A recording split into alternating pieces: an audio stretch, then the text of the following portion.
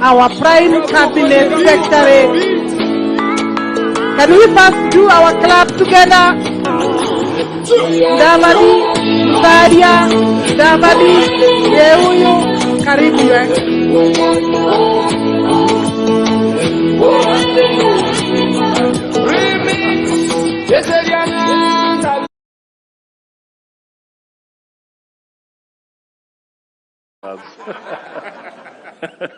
The governor's neck. Asante sana. Thank you. You can be seated.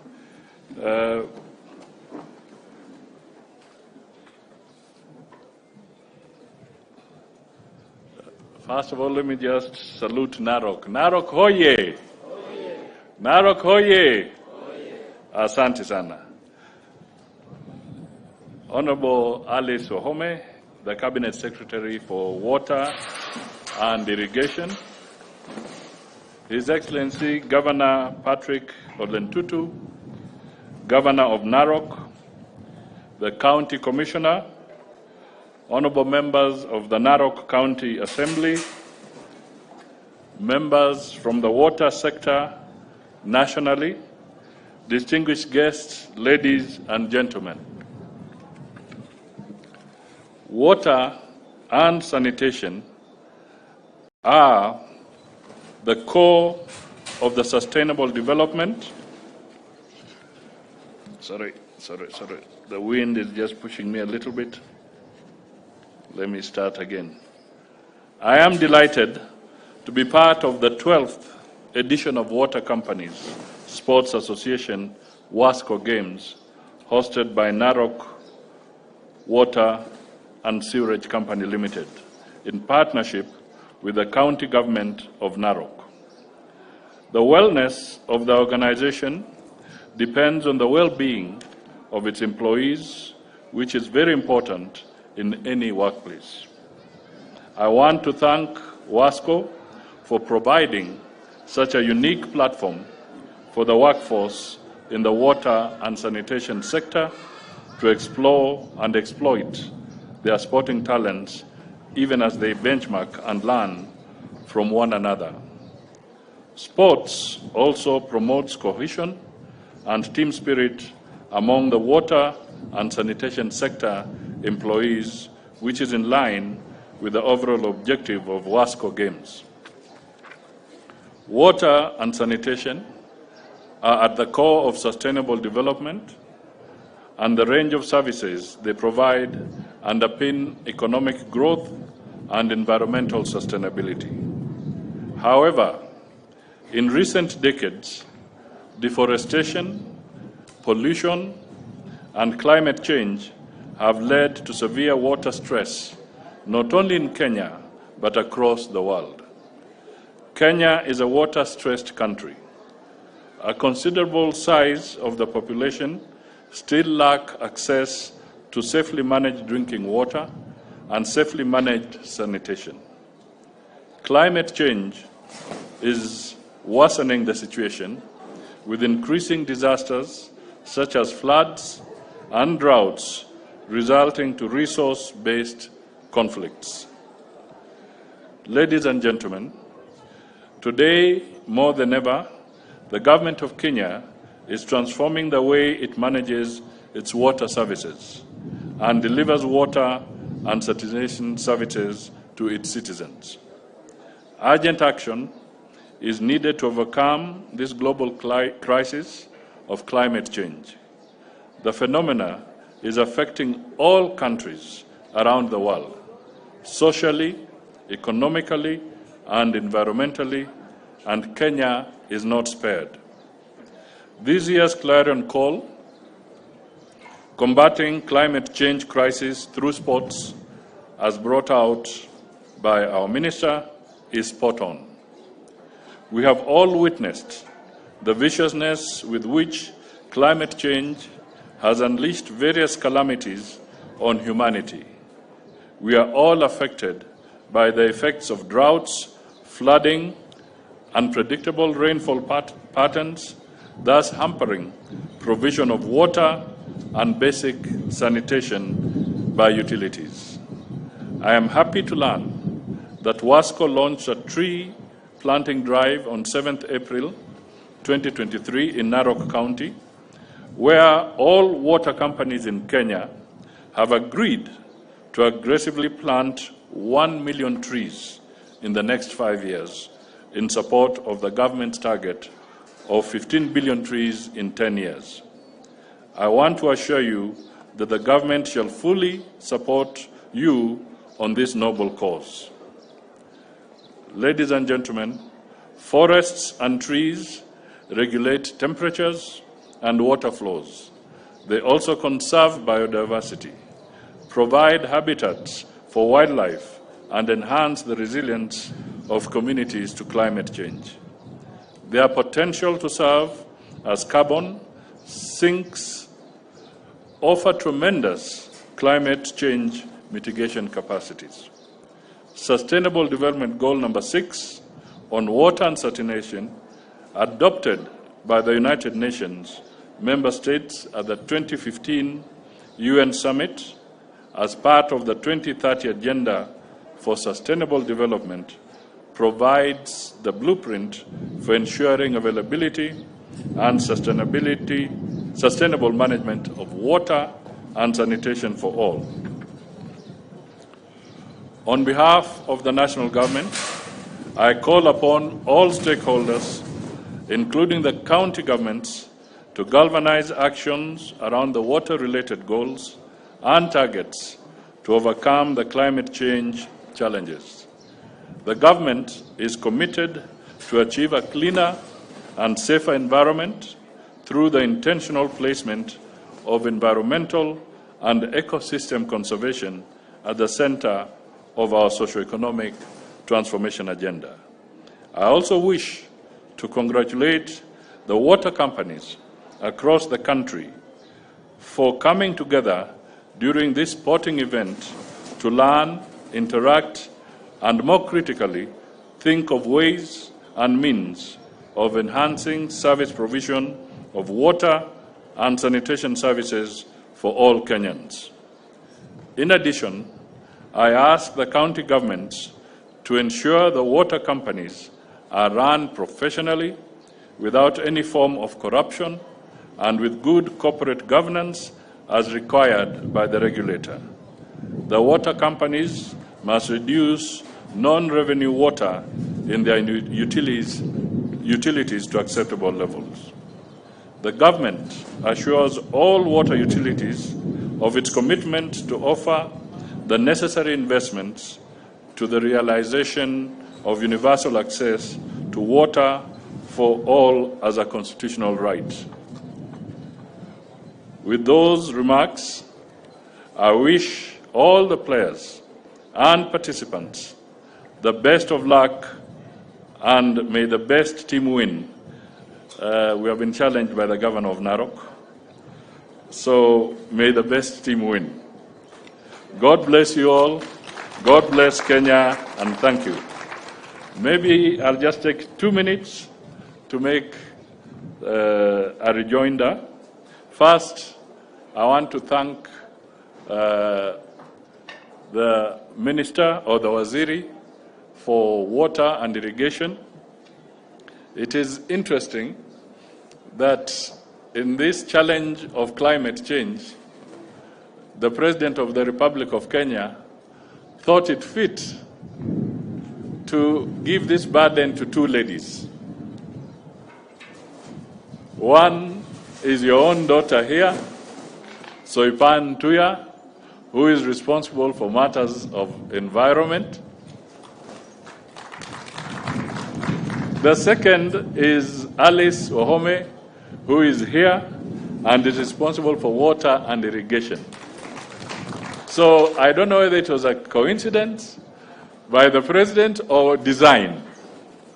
But what is important is that the whole ecosystem of environmental protection has been placed in the capable hands of 2 distinguished ladies in our country.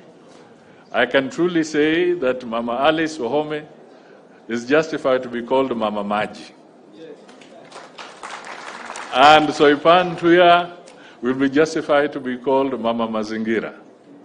So together in support with the President, we should be able to really champion the need to save our globe through the climate change initiatives, as has been stated before.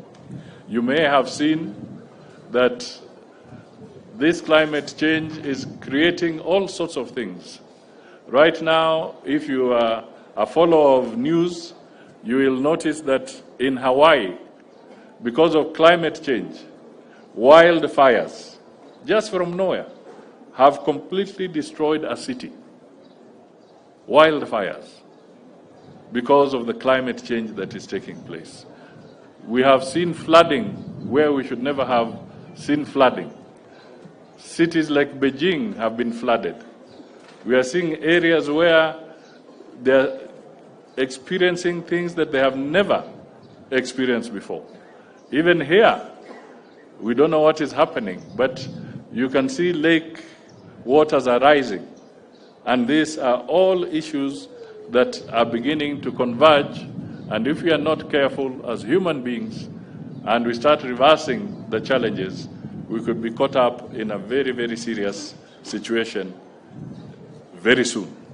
So we have to take drastic action to start reversing these challenges. So, ladies and gentlemen, I want to thank you all, and I must also thank the people of Narok through Governor Patrick Ntutu, because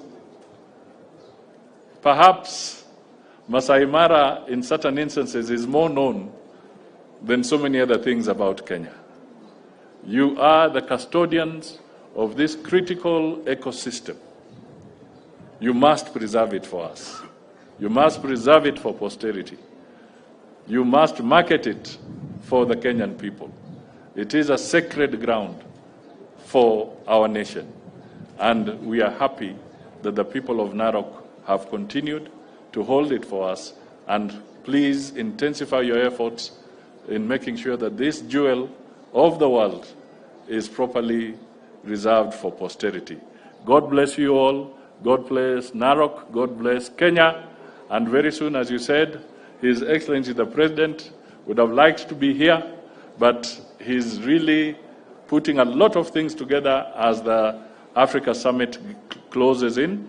But I know, as you said, he's likely to be your guest here in the next week when you have the famous cultural event. And some of us will also join you during that week. Mungu awe nanyi na wachezaji wote wapate nafasi ya kutosha so that they can all be happy as they participate in this competition. God bless you all. Basi makofi mazuri kabisa kwa ma-DVD. Now, sasa ni climax. Na hii climax tunaomba watu wote wasiende uwanjani. Hii climax, Your Excellency the Governor. Wewe utakuwa goalkeeper. Alafu ma-DVD wewe ndio utakuwa striker kupiga hiyo penalty. Kwa hivyo ningeomba nyinyi wawili muende kwa lile lango liko pale.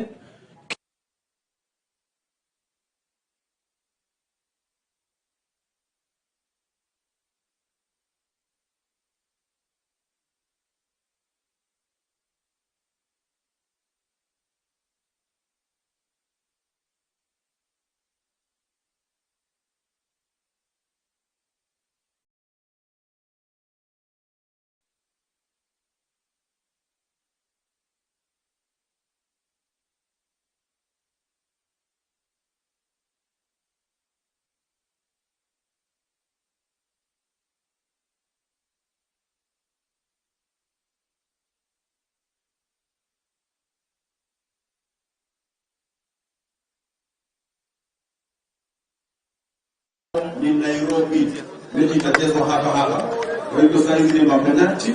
Penalti ndio ya kwanza bila shaka itakuwa yake gavana wetu His Excellency Patrick Ntutu akiwa langoni pale kwa hanja mgongo na makojo ya kila aina, akijibu hiyo penalti na Prime Cabinet Secretary na sasa ni wetu Mudavadi. Kisha tutaenda kwa Warembo Toto Show ambapo sasa wa chief officer wa michezo inaweza kuwa langoni katika penalti naye waziri wa maji Mheshimiwa Ali Wahome.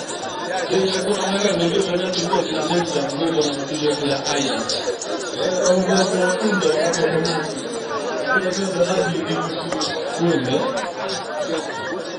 Asante sana tunaomzike. Basi pale pale uwanjani sasa kuanzisha mchezo ni rasmi hapa ndani ya uga wa Narok wa Stadium. Tukifungulia basi mtuta nimesema katika Atakuli kwa pata kwa mtu na kuchukua tuta la kwanza hapo penalty atakuwa ni prime cabinet secretary wa Stadium Mudavadi. TCS mwenyewe. Yes. Kisha bendi mkazi kwa sababu wale walishindwa nadhani kwa mkoani ili tutakubaliana na wimbo wa East African Anthem. Kwa hivyo watapata pale kupiga hiyo mwisho. Asante sana. Kwa na lunch kama kuna madawa pale kuna maestro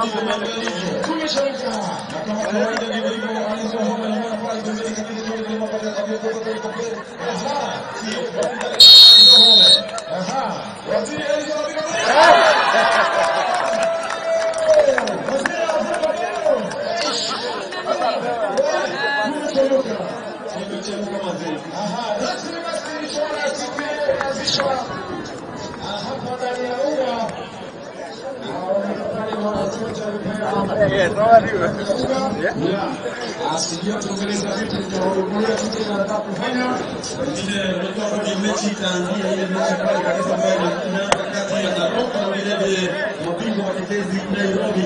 Unakumbuka tu wiki jana ama imeisha hiyo kule Kamewaka kulifika michuano za mpira za shule ya upili. Ndipo hapo sasa tunaona kwamba kuna vipaji ndani ya Kenya kwa sakata bodi.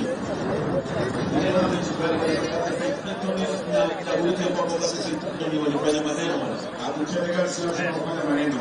Haya na sasa pale anapatia mpira anashota anakaribia kutoka moja mbili angalia anasema iko sawa hii ina hapa ni mkaka kwa sababu ndio hapo pekee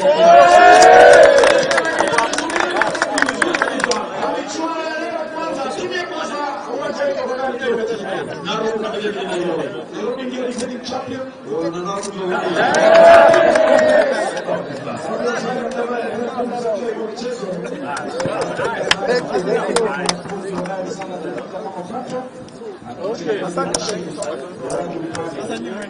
haya basi nadhani iko sawa kabisa. Ladies and gentlemen, let us be upstanding for the national anthem. So when you ready anatupigia wimbo wa taifa kisha tukamilishe mambo ya leo. Mabibi na mabwana, katika mashindano ya mchezo wa wimbo wa taifa. Mabibi na mabwana, tunasimama wima katika wimbo wa taifa. Basi ngoja kidogo wakuje hapa mbele au tukamilishe na mtoto lazima wakuje hapa kwa sababu wimbo wa taifa unaona ile bendera lazima tuiheshimu sawa sawa kabisa. Asante. Niwanarejea hapa na mashindano ya rasmi makala ya 12 ya mashindano ya Wasco Games. Mashindano haya timu mwenyewe kuna athletics itafanyika katika uwanja huu na vile vile mambo yanakuwa sawa sawa kabisa. Wanasimama pale pembeni ili wimbo wa taifa upigwe. Tukiwa sana pale ya kesi. Tusome katika wimbo wa taifa.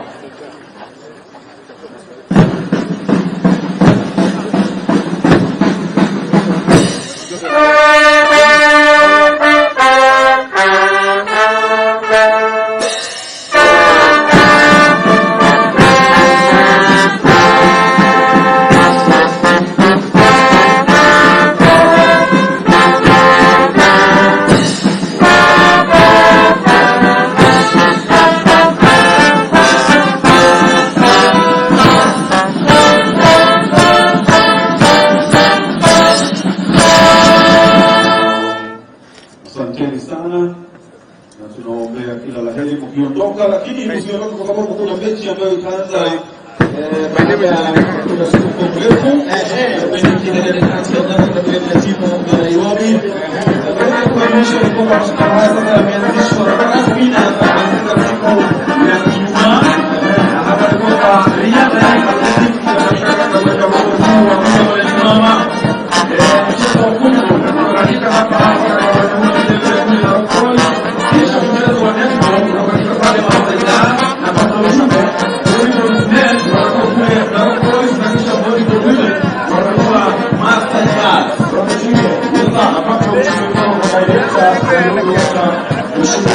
Narok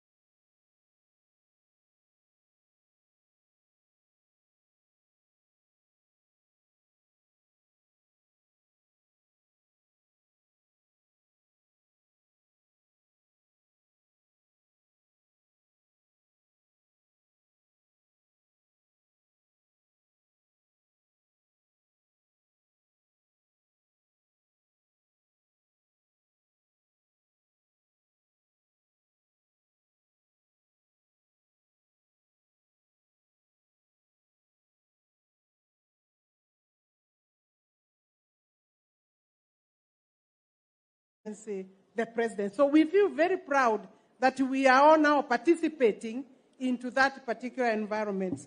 With those few remarks, Your Excellency, allow me to say very briefly a few notes here put together by this same team when they wanted us to come here. And when you go back, for sure, please thank His Excellency the President. He has been supporting this team very, very much, including our conference in Mombasa. We received his support because that time he was able to dispatch his deputy president for the Wasco conference 2 months ago in Mombasa. I'm delighted to welcome all the players and participants to the 12th edition of Wasco Games, hosted for the first time by the county government of Narok. I appreciate His Excellency Governor Patrick Ole Ntutu for the warm reception. I also thank Narok Water and Sewerage Company for hosting the 5-day sports event together with their governor. I recognize the strides made by Wasco since its formation 11 years ago. This organization has done exceptionally well by providing a platform for sharing ideas and nurturing new talents in the water sector. This year's theme, Combating Climate Change Crisis Through Sports, is aligned to the current efforts undertaken by my ministry, agencies, water service providers, and other stakeholders to mitigate and adapt to climate change.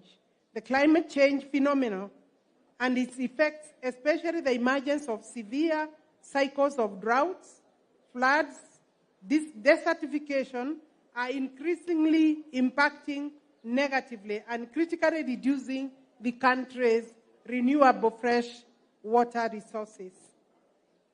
Kenya is listed as one of the water-scarce countries, and to address this situation, the government is implementing programs such as the construction of 100 dams aimed at increasing access to water and sanitation, as we know is expected for us in Article 43 of our Constitution.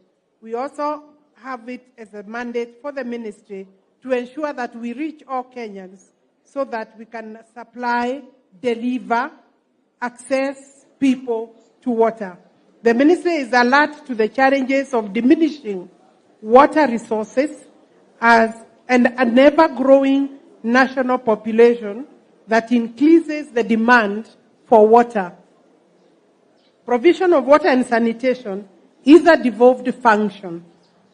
I therefore call upon all the water service providers to partner and collaborate to ensure that consumers are given appropriate attention they deserve in terms of access to water and sanitation in their areas of jurisdiction.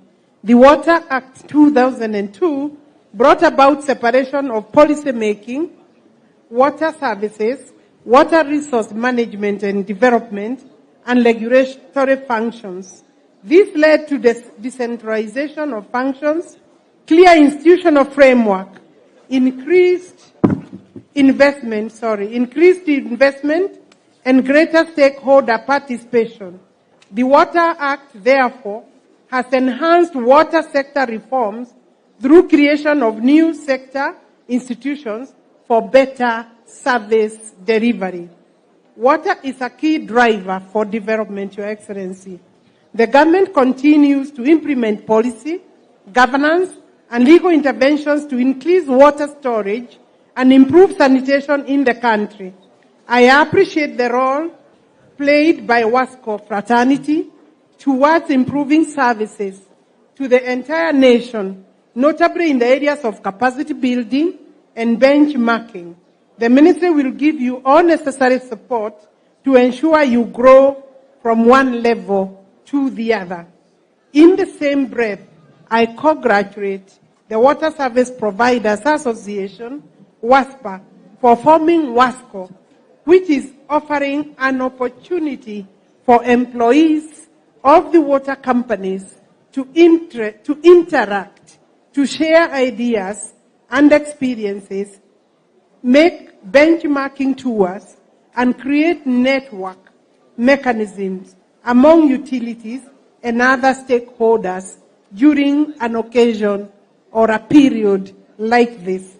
Finally, Your Excellency, I urge all participants to embrace this year's theme and remember water remains a unifying factor, more so for a county that has had some conflicts before, like the county of Narok. I was told this morning by the governor, with His Excellency, the Prime Cabinet Secretary, that Narok is experiencing a very peaceful period during this particular time. I wish all the players success and therefore then say, God bless you.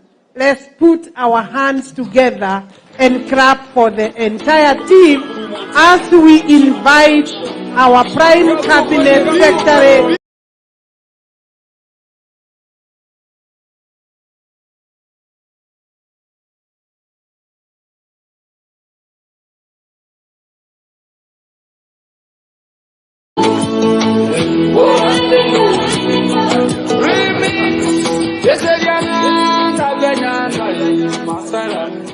I don't know whether my neck is as flexible as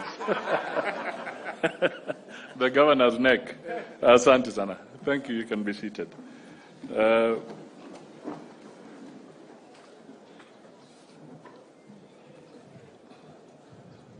First of all, let me just salute Narok. Narok hoye! Narok hoye! Asante sana. Honorable Alice Ohome, the Cabinet Secretary for Water and Irrigation, His Excellency Governor Patrick Olentutu, Governor of Narok, the County Commissioner, Honorable members of the Narok County Assembly, members from the water sector nationally, distinguished guests, ladies and gentlemen. Water and sanitation are the core of the sustainable development. Sorry. The wind is just pushing me a little bit. Let me start again.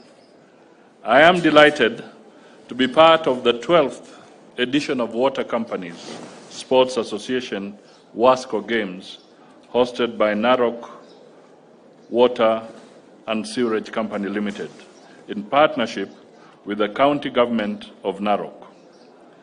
The wellness of the organization depends on the well-being of its employees, which is very important in any workplace.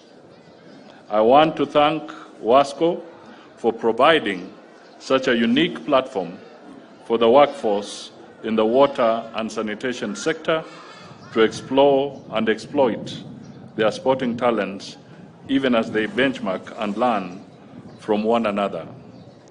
Sports also promotes cohesion and team spirit among the water and sanitation sector employees, which is in line with the overall objective of Wasco Games. Water and sanitation are at the core of sustainable development, and the range of services they provide underpin economic growth and environmental sustainability.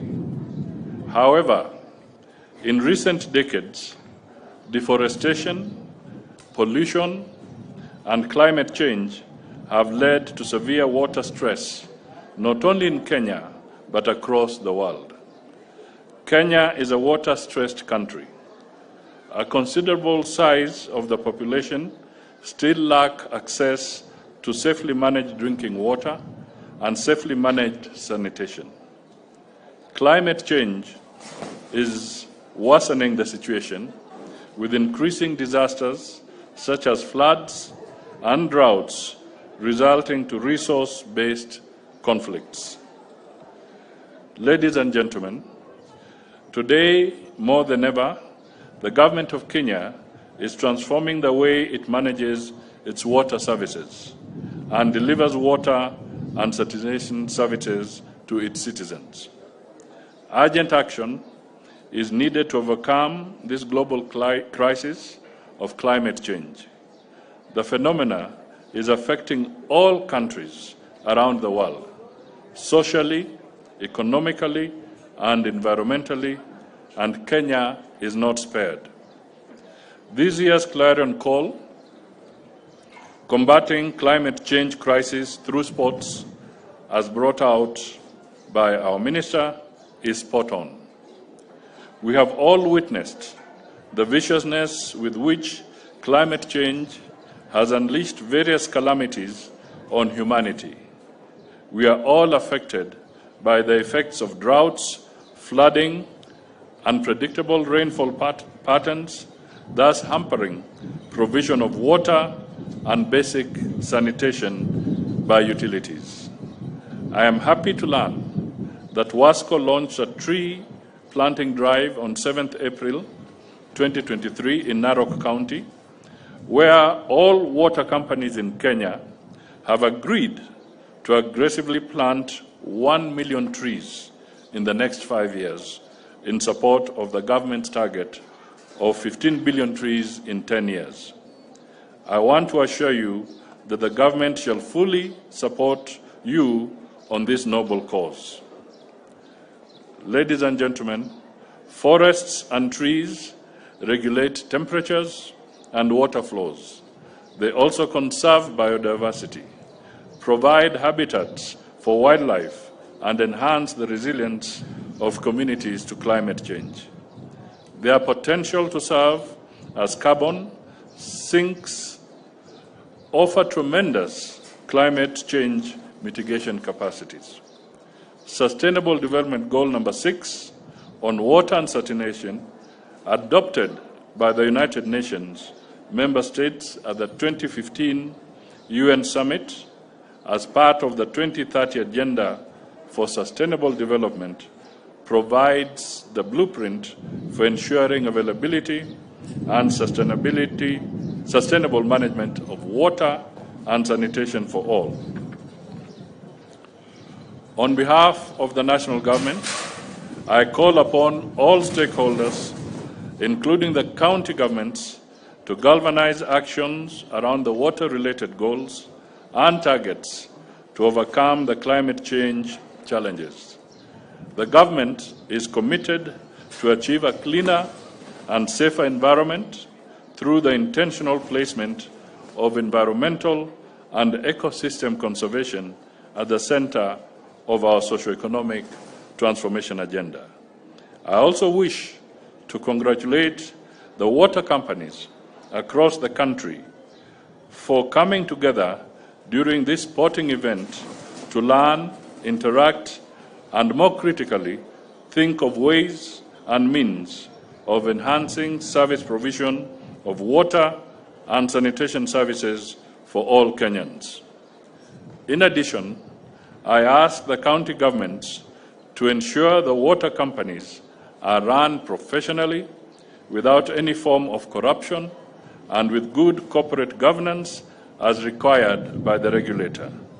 The water companies must reduce non-revenue water in their utilities to acceptable levels. The government assures all water utilities of its commitment to offer the necessary investments to the realization of universal access to water for all as a constitutional right. With those remarks, I wish all the players and participants the best of luck, and may the best team win. We have been challenged by the governor of Narok, so may the best team win. God bless you all. God bless Kenya, and thank you. Maybe I'll just take 2 minutes to make a rejoinder. First, I want to thank the minister or the waziri for water and irrigation.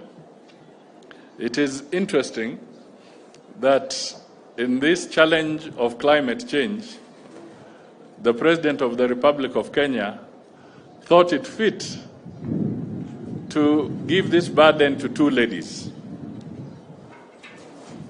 One is your own daughter here, Soipan Tuya, who is responsible for matters of environment.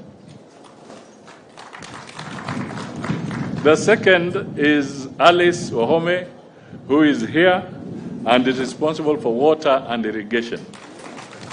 So I don't know whether it was a coincidence by the President or design. But what is important is that the whole ecosystem of environmental protection has been placed in the capable hands of two distinguished ladies in our country.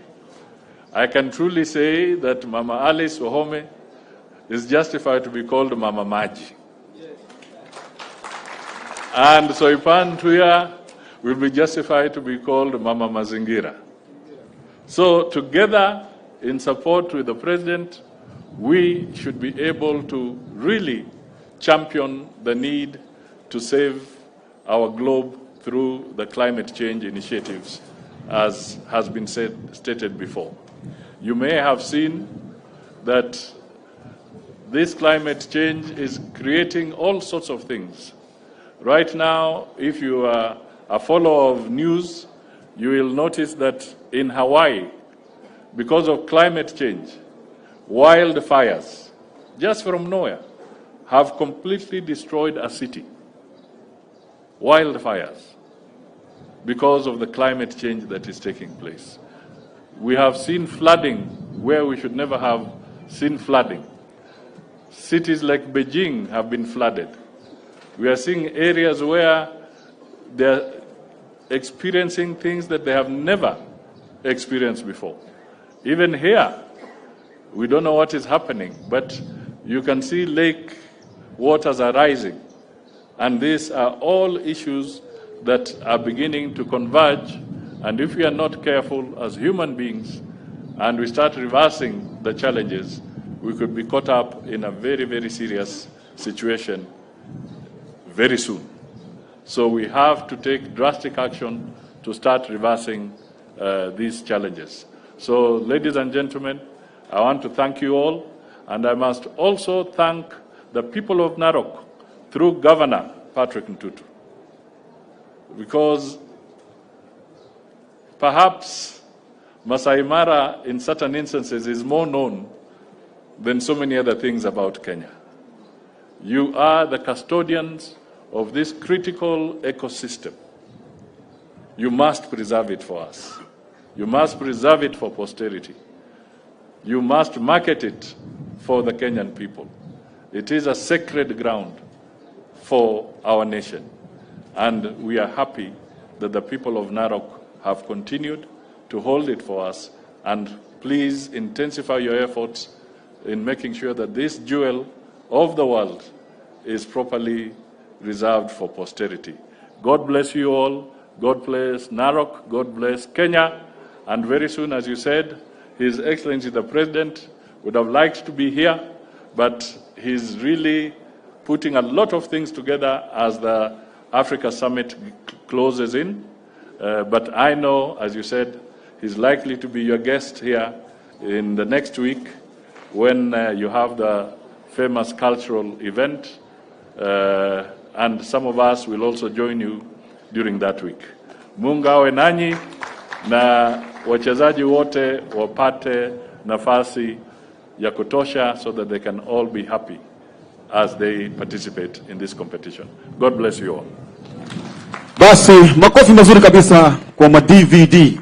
Now, sasa ni climax.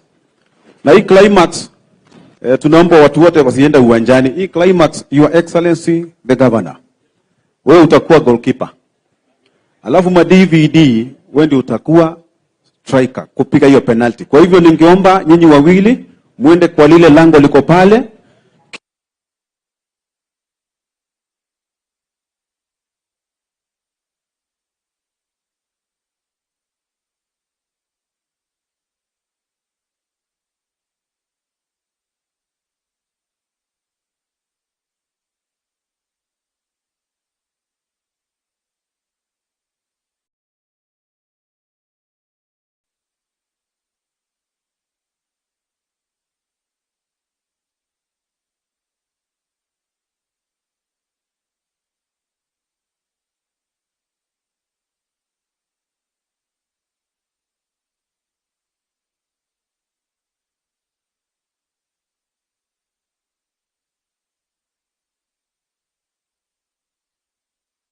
ni Nairobi.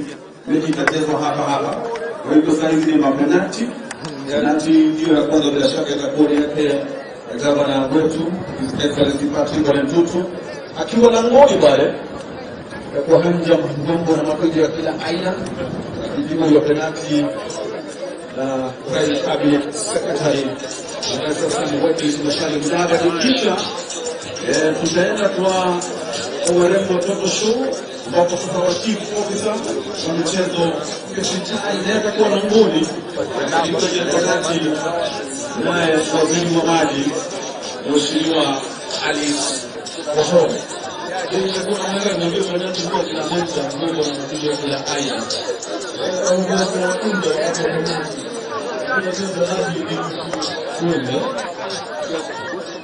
Asante sana kwa mzike.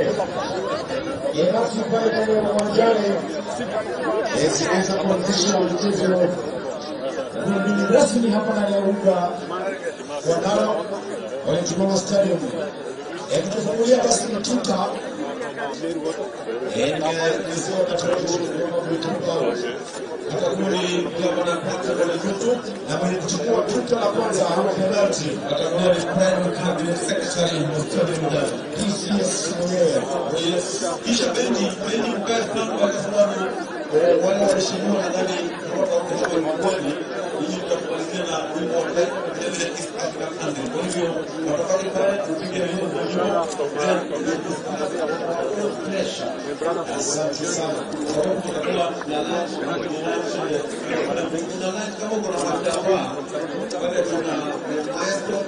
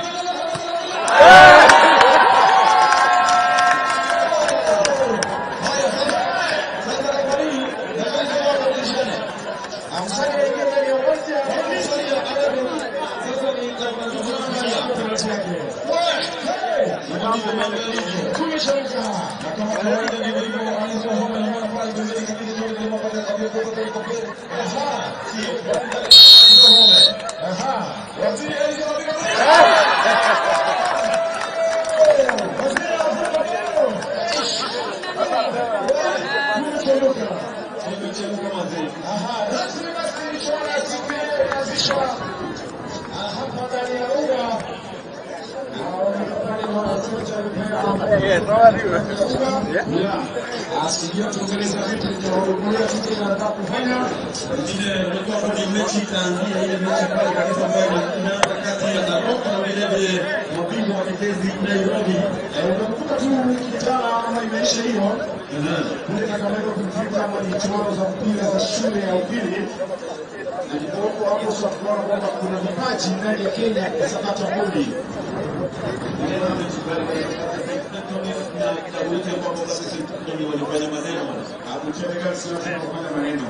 Haya, Serikali pale anapatia mpira, anashika anakaribia kutoka moja mbili. Angalia anasema iko sawa hii. Sita hapa ni mkae kwa sababu ndio ndio pekee.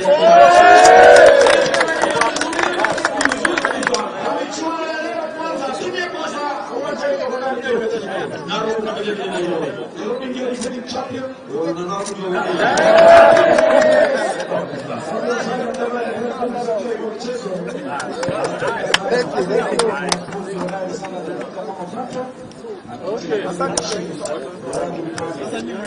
Haya basi, nadhani tuko sawa kabisa.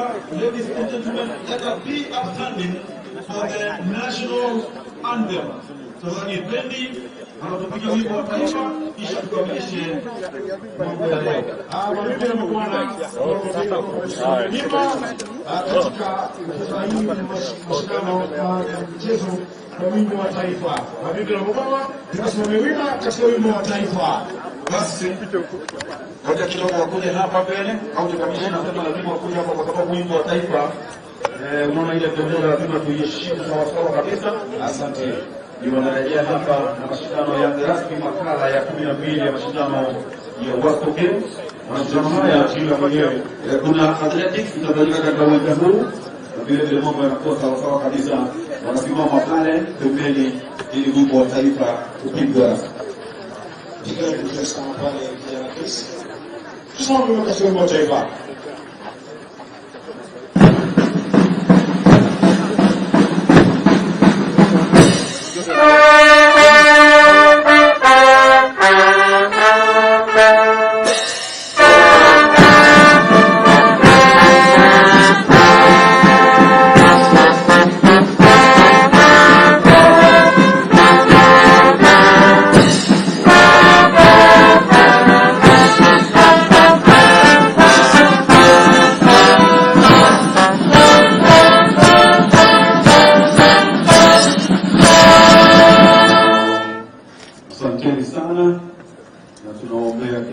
Ukiondoka lakini usiondoke kwa sababu kuna mechi ambayo itaanza baada ya siku mrefu kwenye kilele kati ya Narok na timu ya Nairobi. Kwa kuonyesha kwamba mashindano haya sasa yameanzishwa rasmi na yataanza siku ya Ijumaa. Hapa ni kwamba riadha ya athletics katika mchezo wa kusimama mchezo wa kunya katika hapa kisha mchezo wa netball unafanyika pale Maasai na Patosha. Narok na kisha volleyball watakuwa Maasai wamechukua napata ushindi kama madaireta kutoka ushindi wa Morogoro.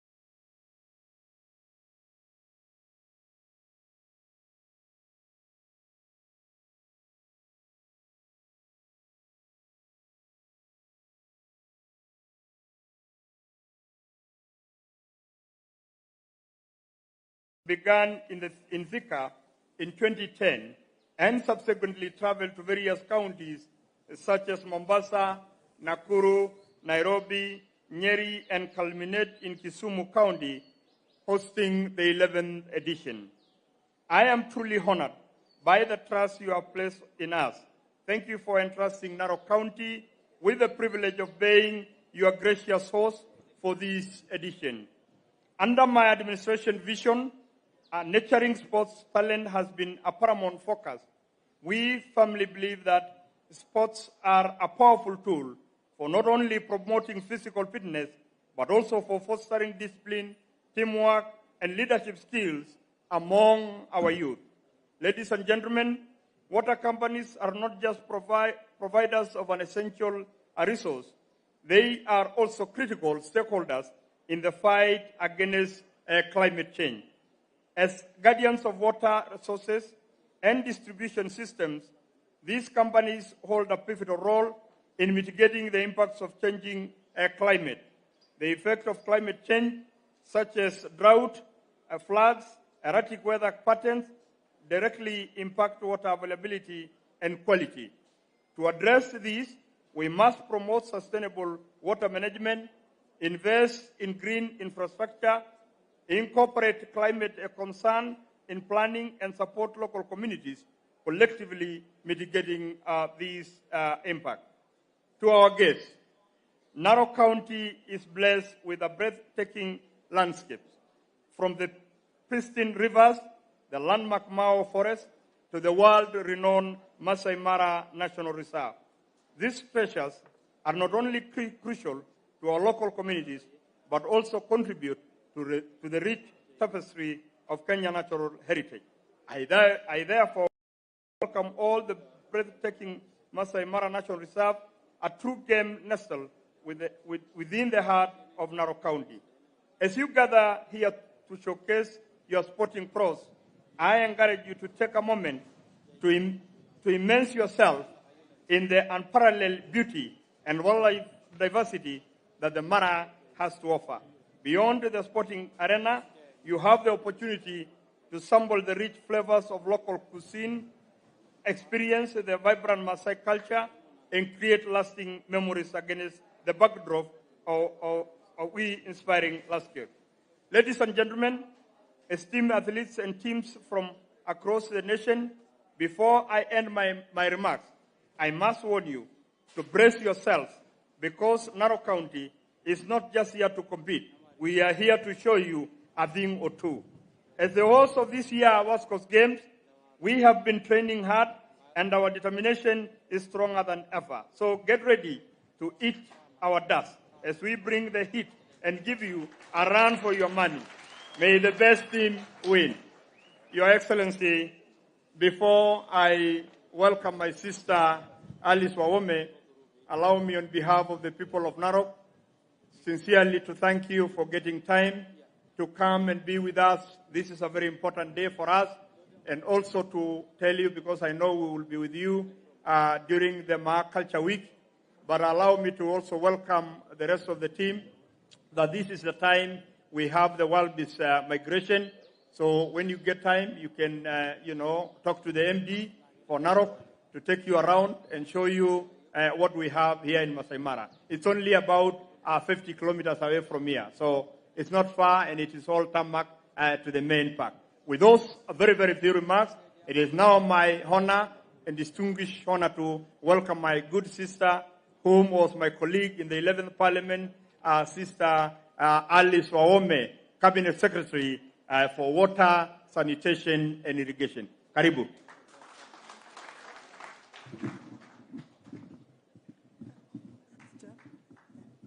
Let's put our hands together and clap for our governor for the very, very eloquent speech, very warm reception, and I'm sure all of you are feeling at home. Now, I'm told it is 5 days. 5 days. Your Excellency, the Prime Cabinet Secretary, Your Excellency Musalia Mudavadi, aka what? Si mnajua tunamwitanga ma DVD. Mnaona vile ako smart leo. He's very smart in his Masai cane and his outfit. I'm sure we are going to go and do penalty. Na mimi najua nitamgonga. Mimi najua nitagonga mstari hapa. So, Your Excellency, I know because you are my boss, I'm sure you'll forgive me. Nikipiga hiyo penalty upande yangu. And you know you are not supposed to win against your boss. So, hapo mtanifundisha vile nitafanya, si ndio? Yes, Your Excellency, thank you very much for coming here for this very auspicious occasion. I want to take this moment to thank the Governor of Narok County, my good friend, Olen Tutu. We did serve together with him in the 11th Parliament, and by also God's plan, we were in the same committee, the Security Committee. Najua yeye alikuwa nafikiri administrator hapo kwa serikali, si ndio hiyo? So he was one of our key members in the Committee of Security, and thereafter, of course, we became friends.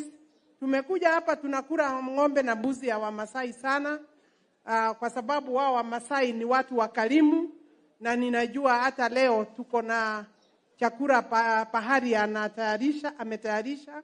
So, Your Excellency, the Governor for this county, this is one of the beautiful counties we have in this country, and the choice of this particular venue, Your Excellency, our chief guest, is very good for me, and I am happy.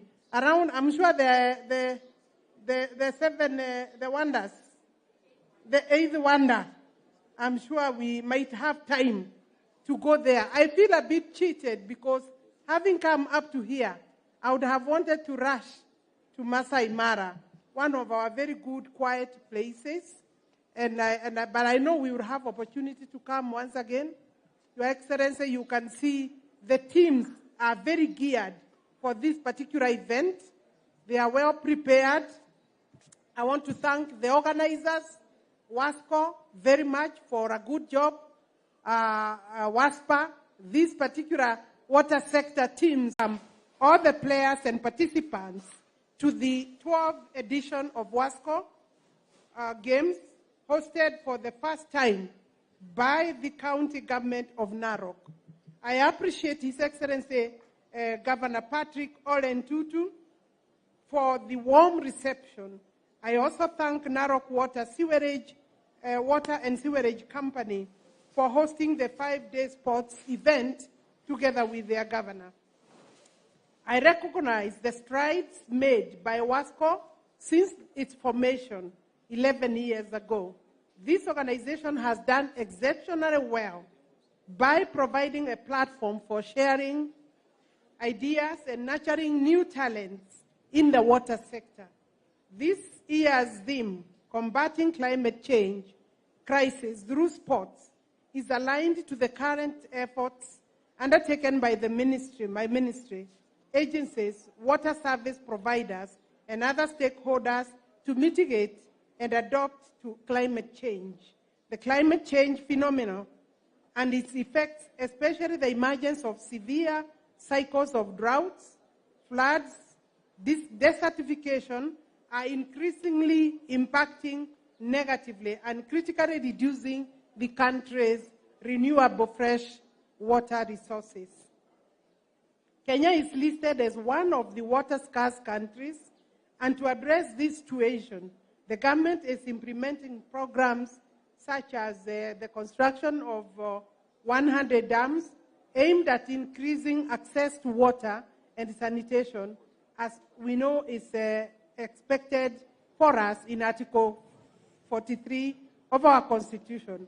We also have it as a mandate for the ministry to ensure that we reach all Kenyans so that we can supply, deliver, access people to water. The ministry is alert to the challenges of diminishing water resources and an ever-growing national population that increases the demand for water. Provision of water and sanitation is a devolved function. I therefore call upon all the water service providers to partner and collaborate to ensure that consumers are given appropriate attention they deserve in terms of access to water and sanitation in their areas of jurisdiction. The Water Act 2002 brought about separation of policy making, water services, water resource management and development, and regulatory functions. This led to the decentralization of functions, clear institutional framework, increased investment, and greater stakeholder participation. The Water Act, therefore, has enhanced water sector reforms through creation of new sector institutions for better service delivery. Water is a key driver for development, Your Excellency. The government continues to implement policy, governance, and legal interventions to increase water storage and improve sanitation in the country. I appreciate the role played by Wasco fraternity towards improving services to the entire nation, notably in the areas of capacity building and benchmarking. The ministry will give you all necessary support to ensure you grow from one level to the other. In the same breath, I congratulate the Water Service Providers Association, WASPA, for forming Wasco, which is offering an opportunity for employees of the water companies to interact, to share ideas and experiences, make benchmarking tours, and create network mechanisms among utilities and other stakeholders during an occasion or a period like this. Finally, Your Excellency, I urge all participants to embrace this year's theme and remember water remains a unifying factor, more so for a county that has had some conflicts before, like the county of Narok. I was told this morning by the governor, with His Excellency, the Prime Cabinet Secretary, that Narok is experiencing a very peaceful period during this particular time. I wish all the players success and therefore then say, God bless you. Let's put our hands together and clap for the entire team as we invite our Prime Cabinet Secretary. Can we first do our clap together? Mudavadi, Sadia, Mudavadi, Yeuyu, Karibu.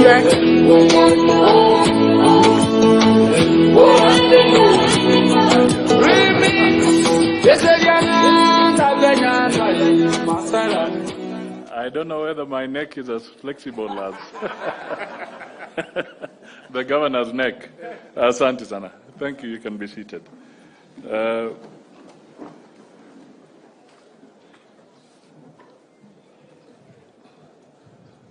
First of all, let me just salute Narok. Narok hoye!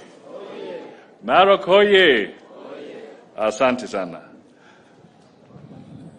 Honorable Alice Ohome, the Cabinet Secretary for Water and Irrigation, His Excellency Governor Patrick Olentutu, Governor of Narok, the County Commissioner, Honorable members of the Narok County Assembly, members from the water sector nationally, distinguished guests, ladies and gentlemen. Water and sanitation are the core of the sustainable development. Sorry. The wind is just pushing me a little bit. Let me start again.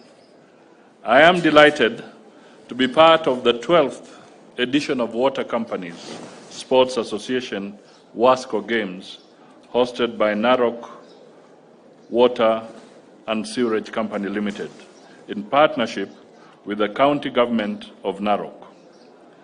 The wellness of the organization depends on the well-being of its employees, which is very important in any workplace. I want to thank Wasco for providing such a unique platform for the workforce in the water and sanitation sector to explore and exploit their sporting talents, even as they benchmark and learn from one another. Sports also promotes cohesion and team spirit among the water and sanitation sector employees, which is in line with the overall objective of Wasco Games. Water and sanitation are at the core of sustainable development, and the range of services they provide underpin economic growth and environmental sustainability. However, in recent decades, deforestation, pollution, and climate change have led to severe water stress, not only in Kenya, but across the world. Kenya is a water-stressed country. A considerable size of the population still lack access to safely managed drinking water and safely managed sanitation. Climate change is worsening the situation with increasing disasters such as floods and droughts resulting to resource-based conflicts. Ladies and gentlemen, today more than ever, the government of Kenya is transforming the way it manages its water services and delivers water and sanitation services to its citizens. Urgent action is needed to overcome this global crisis of climate change. The phenomena is affecting all countries around the world, socially, economically, and environmentally, and Kenya is not spared. This year's clarion call, combating climate change crisis through sports, as brought out by our minister, is spot on. We have all witnessed the viciousness with which climate change has unleashed various calamities on humanity. We are all affected by the effects of droughts, flooding, unpredictable rainfall patterns, thus hampering provision of water and basic sanitation by utilities. I am happy to learn that Wasco launched a tree planting drive on 7th April 2023 in Narok County, where all water companies in Kenya have agreed to aggressively plant 1 million trees in the next 5 years in support of the government's target of 15 billion trees in 10 years. I want to assure you that the government shall fully support you on this noble cause. Ladies and gentlemen, forests and trees regulate temperatures and water flows. They also conserve biodiversity, provide habitats for wildlife, and enhance the resilience of communities to climate change. Their potential to serve as carbon sinks offer tremendous climate change mitigation capacities. Sustainable Development Goal number 6 on water and sanitation, adopted by the United Nations member states at the 2015 UN Summit as part of the 2030 Agenda for Sustainable Development, provides the blueprint for ensuring availability and sustainable management of water and sanitation for all. On behalf of the national government, I call upon all stakeholders, including the county governments, to galvanize actions around the water-related goals and targets to overcome the climate change challenges. The government is committed to achieve a cleaner and safer environment through the intentional placement of environmental and ecosystem conservation at the center of our socio-economic transformation agenda. I also wish to congratulate the water companies across the country for coming together during this sporting event to learn, interact, and more critically, think of ways and means of enhancing service provision of water and sanitation services for all Kenyans. In addition, I ask the county governments to ensure the water companies are run professionally, without any form of corruption, and with good corporate governance as required by the regulator. The water companies must reduce non-revenue water in their utilities to acceptable levels. The government assures all water utilities of its commitment to offer the necessary investments to the realization of universal access to water for all as a constitutional right. With those remarks, I wish all the players and participants the best of luck, and may the best team win. We have been challenged by the governor of Narok, so may the best team win. God bless you all. God bless Kenya, and thank you. Maybe I'll just take 2 minutes to make a rejoinder. First, I want to thank the minister or the waziri for water and irrigation. It is interesting that in this challenge of climate change, the President of the Republic of Kenya thought it fit to give this burden to 2 ladies. One is your own daughter here, Soipan Tuya, who is responsible for matters of environment. The second is Alice Wahome, who is here and is responsible for water and irrigation.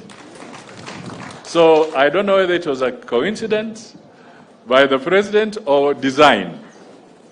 But what is important is that the whole ecosystem of environmental protection has been placed in the capable hands of 2 distinguished ladies in our country. I can truly say that Mama Alice Wahome is justified to be called Mama Maji. And Soipan Tuya will be justified to be called Mama Mazingira. So together, in support with the President, we should be able to really champion the need to save our globe through the climate change initiatives, as has been stated before. You may have seen that this climate change is creating all sorts of things. Right now, if you are a follower of news, you will notice that in Hawaii, because of climate change, wildfires, just from nowhere, have completely destroyed a city. Wildfires, because of the climate change that is taking place. We have seen flooding where we should never have seen flooding. Cities like Beijing have been flooded. We are seeing areas where they're experiencing things that they have never experienced before. Even here, we don't know what is happening, but you can see lake waters are rising. And these are all issues that are beginning to converge. And if we are not careful as human beings and we start reversing the challenges, we could be caught up in a very, very serious situation very soon. So we have to take drastic action to start reversing these challenges. So, ladies and gentlemen, I want to thank you all, and I must also thank the people of Narok through Governor Patrick Ntutu, because perhaps Masai Mara in certain instances is more known than so many other things about Kenya. You are the custodians of this critical ecosystem. You must preserve it for us. You must preserve it for posterity. You must market it for the Kenyan people. It is a sacred ground for our nation. And we are happy that the people of Narok have continued to hold it for us. And please intensify your efforts in making sure that this jewel of the world is properly reserved for posterity. God bless you all. God bless Narok. God bless Kenya. And very soon, as you said, His Excellency the President would have liked to be here, but he's really putting a lot of things together as the Africa Summit closes in. But I know, as you said, he's likely to be your guest here in the next week when you have the famous cultural event. And some of us will also join you during that week. Mungu awe nanyi na wachezaji wote wapate nafasi ya kutosha so that they can all be happy as they participate in this competition. God bless you all. Basi makofi mazuri kabisa kwa ma-DVD. Now, sasa ni climax. Na hii climax tunaomba watu wote wasiende uwanjani. Hii climax, Your Excellency the Governor. Wewe utakuwa goalkeeper. Alafu ma-DVD wewe ndio utakuwa striker kupiga hiyo penalty. Kwa hivyo ningeomba nyinyi wawili muende kwa lile lango liko pale.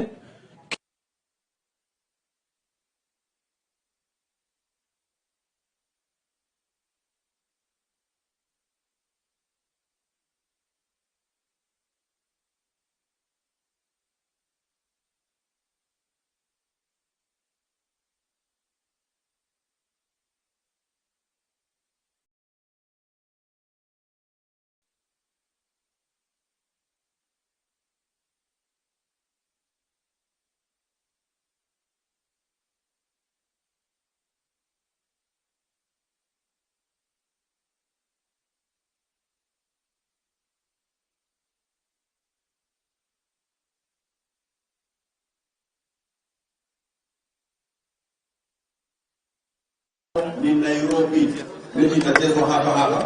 Kwa hivyo sasa hizi ni mapenalti. Penalti ndio ya kwanza bila shaka itakuwa yake gavana wetu His Excellency Patrick Mtutu akiwa langoni pale kwa hanja mambo na makojo ya kila aina. Akijibu hiyo penalti na Prime Cabinet Secretary na sasa ni wetu tunashali msaada kisha tutaenda kwa warembo watoto show ambapo sasa wa chief officer wa michezo keshitai inaenda kuwa langoni wakati naye waziri wa maji Mheshimiwa Ali Wahome. Ndio kuna mmoja ndio penalti kwa kila mmoja mambo na makojo ya kila aina.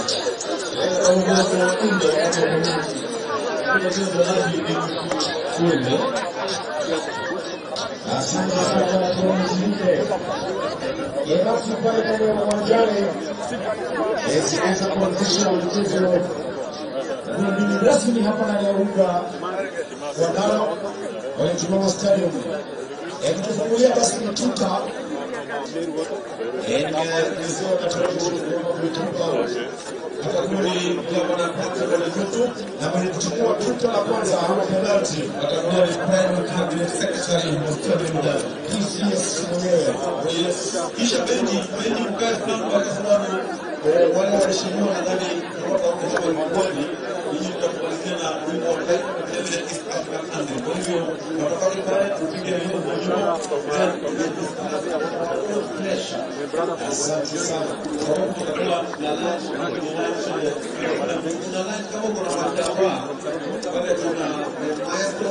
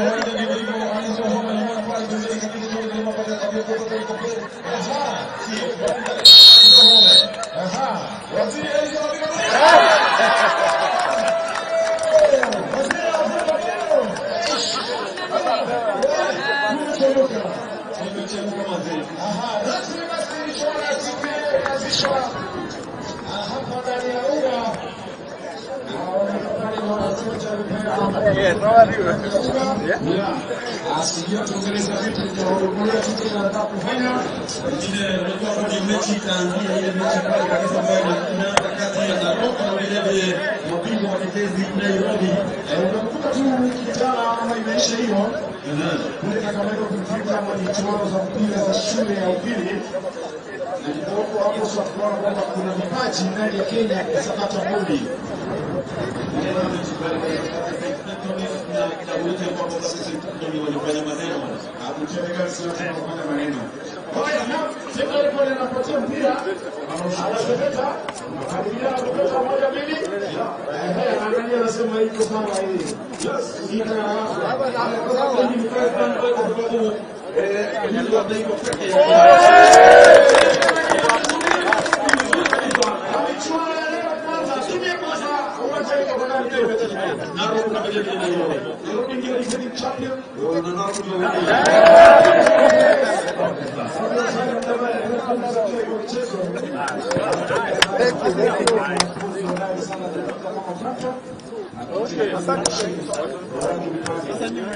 Haya basi, nadhani sawa kabisa. Ladies and gentlemen, let us be upstanding for the national anthem. Sasa ni bendi anatupiga wimbo wa taifa kisha tukamilishe mambo ya leo. Mimi na bwana katika mashindano ya mchezo wa wimbo wa taifa. Mabibi na mabwana, tunasimama wima katika wimbo wa taifa. Basi ngoja kidogo wakuje hapa mbele au tukamilishe na sema lazima wakuje hapa kwa sababu wimbo wa taifa unaona ile bendera lazima tuiheshimu sawa kabisa. Asante. Niwanarejea hapa na mashindano ya rasmi makala ya 12 ya mashindano ya Wasco Games. Mashindano haya chini mwenyewe kuna athletics itafanyika katika uwanja huu na vile mambo yanakuwa sawa kabisa. Wanasimama pale pembeni ili wimbo wa taifa upigwe. Piga sana pale ya kesi. Tusome kwa wimbo wa taifa.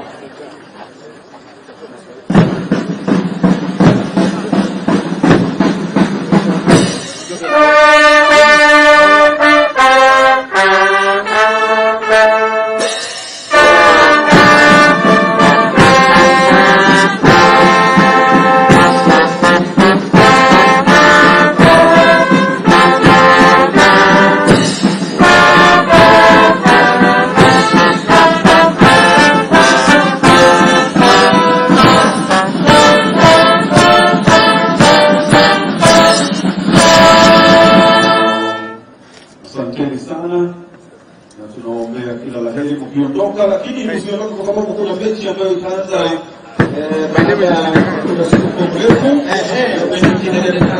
kati ya timu ya Nairobi.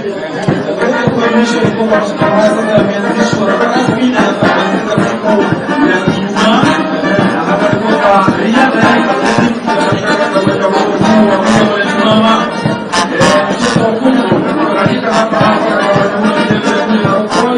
kisha mchezo wa netball katika pale na bado ujumbe men wanakuwa Narok na kisha body for women wanakuwa master class wanachuia sasa hapa kwa director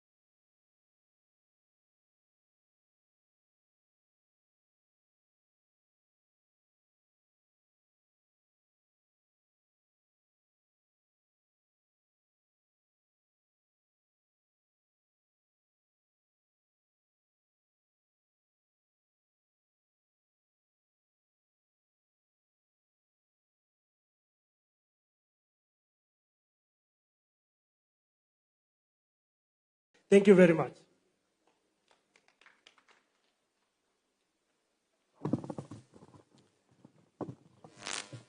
Your Excellency,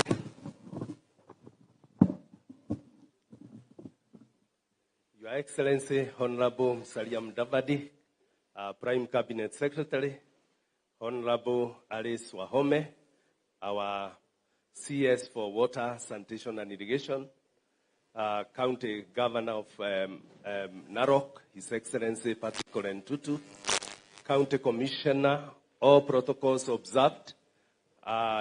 Good afternoon. Mine is very brief. It's to introduce the directors of the water companies that are represented here.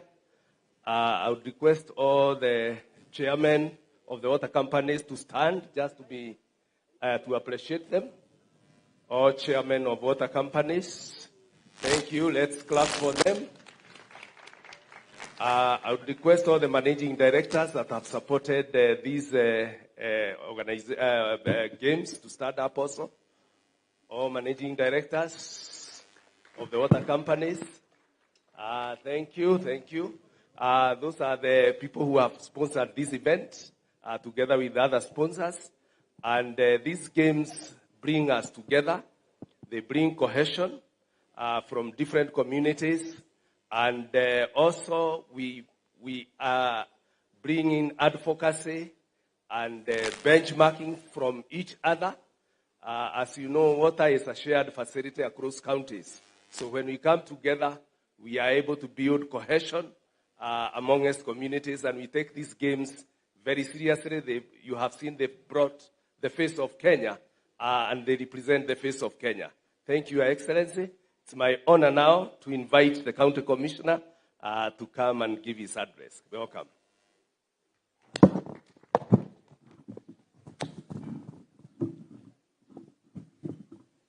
Basi asante sana mwenyekiti. Your Excellency Honorable Mudavadi, Cabinet Secretary.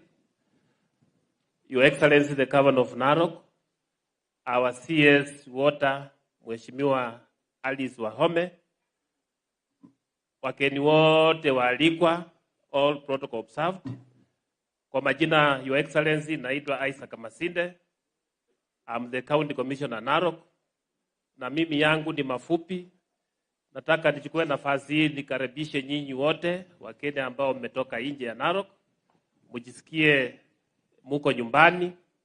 Kwa niaba ya County Security Team, nataka kuhakikishia kwamba security iko sawasawa in Narok County.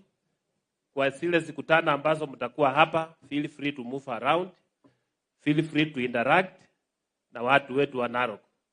Kwa hivyo sitaki kusema mengi, Your Excellency, nataka kuchukua nafasi hii introduce County Security Team ambao wako hapa. Wasimame tu ili waweze kuonekana. Wapigiwe makofi. Your Excellency, this is the County Security Committee members. Na nikimaliza hivyo, nataka nichukue nafasi hii sasa niulize wananchi tutarishe makofi tuweze kualika His Excellency the Governor hapa. 1 2 3. Karibu. Thank you. Asante. Maybe tungeangalia pande hii ndio naona kila mtu wako.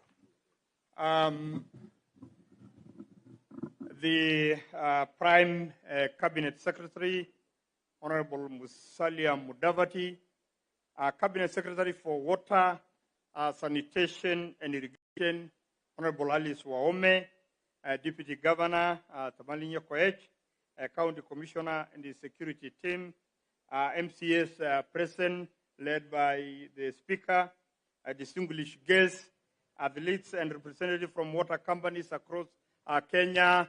Hamjambo. Good afternoon.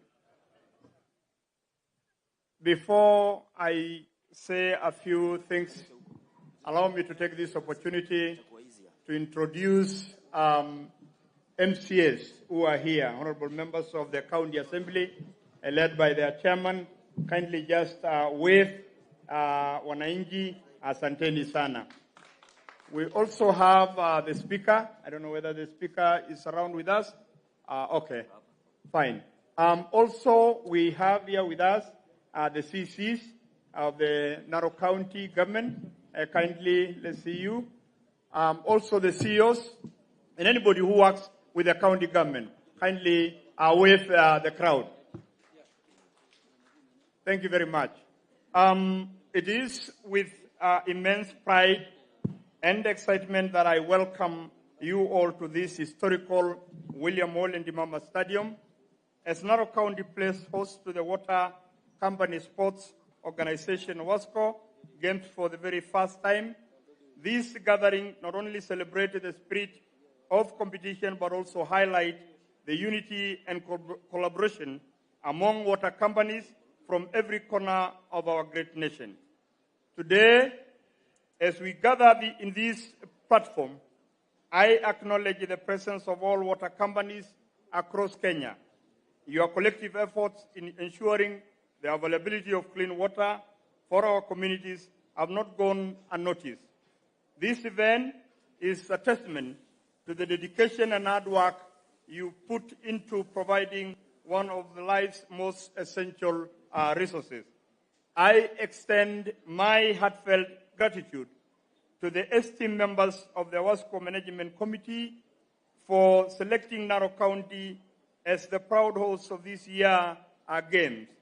Recognizing that the journey of Wasco gaming activities began in Thika in 2010 and subsequently traveled to various counties such as Mombasa, Nakuru, Nairobi, Nyeri, and culminate in Kisumu County, hosting the 11th edition.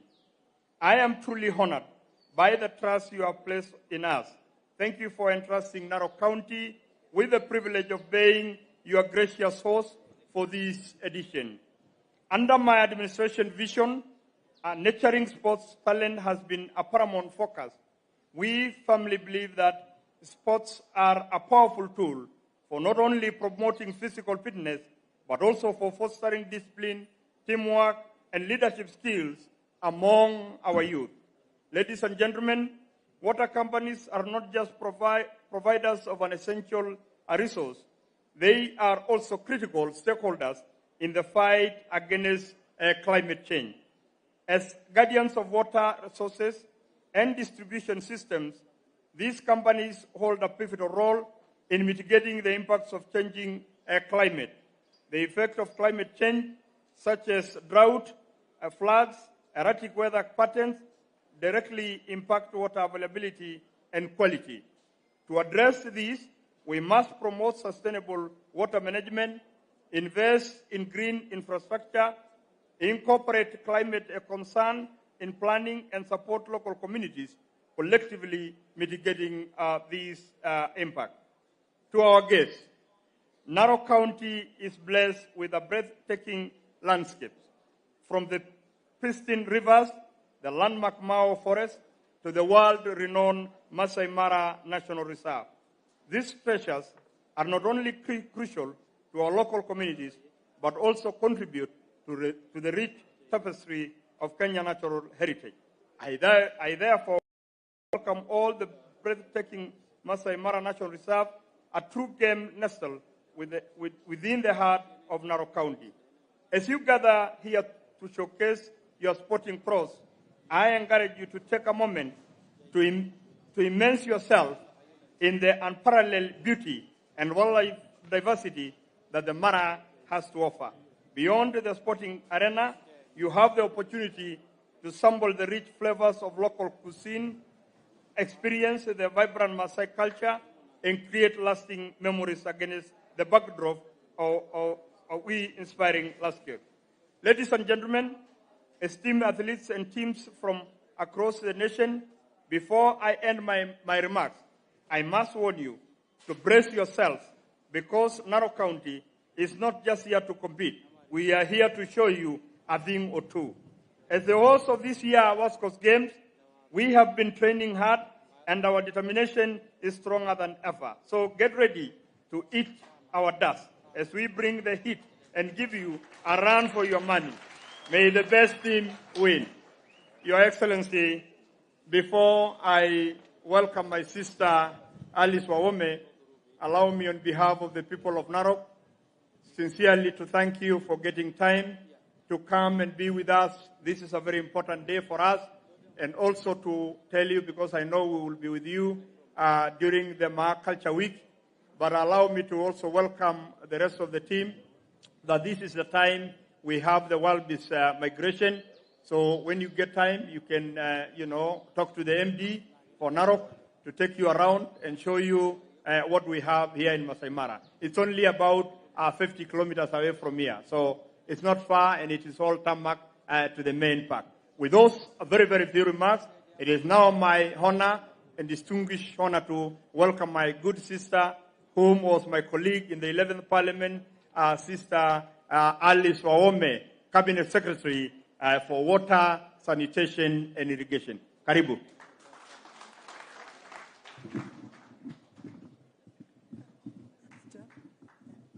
Let's put our hands together and clap for our governor for the very, very eloquent speech, very warm reception, and I'm sure all of you are feeling at home.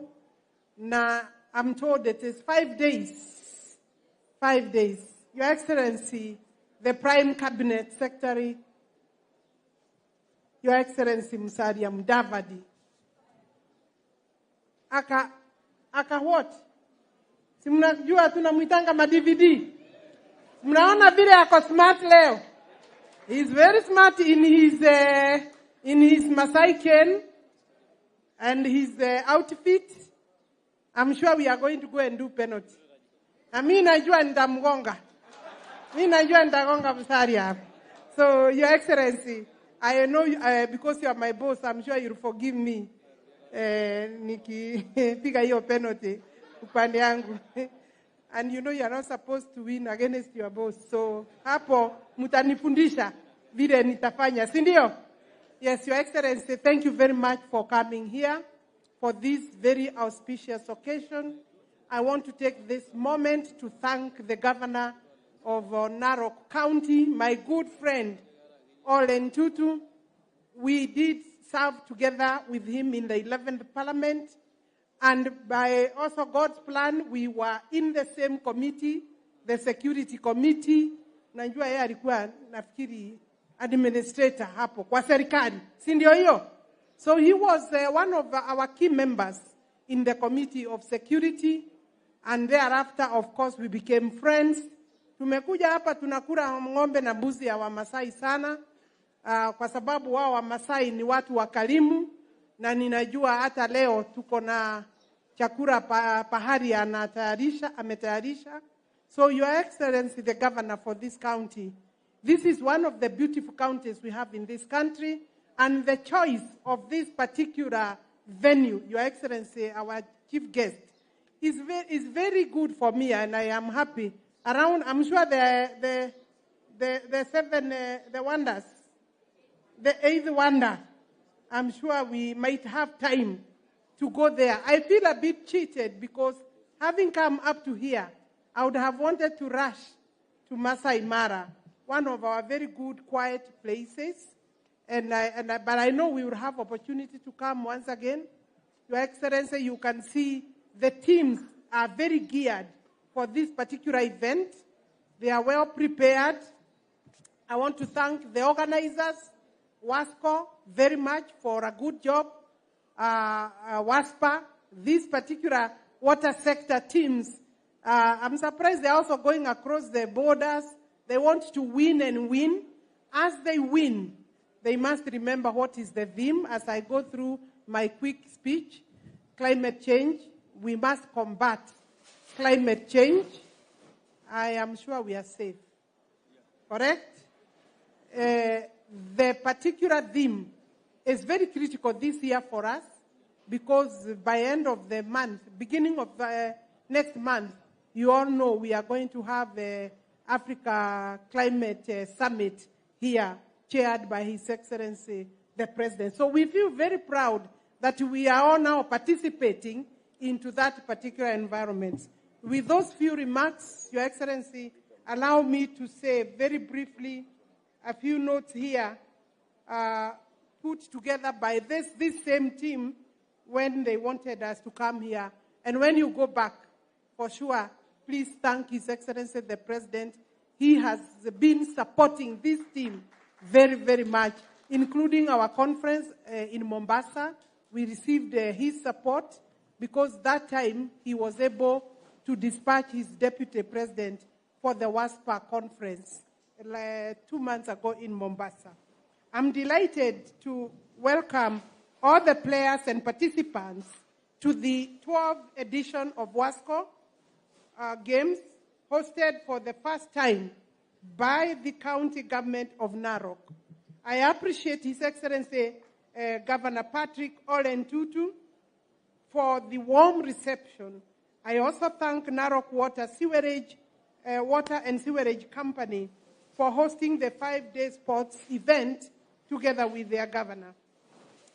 I recognize the strides made by Wasco since its formation 11 years ago.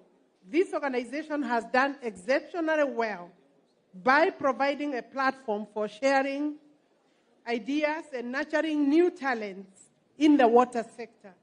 This year's theme, Combating Climate Change Crisis Through Sports, is aligned to the current efforts undertaken by my ministry, agencies, water service providers, and other stakeholders to mitigate and adapt to climate change.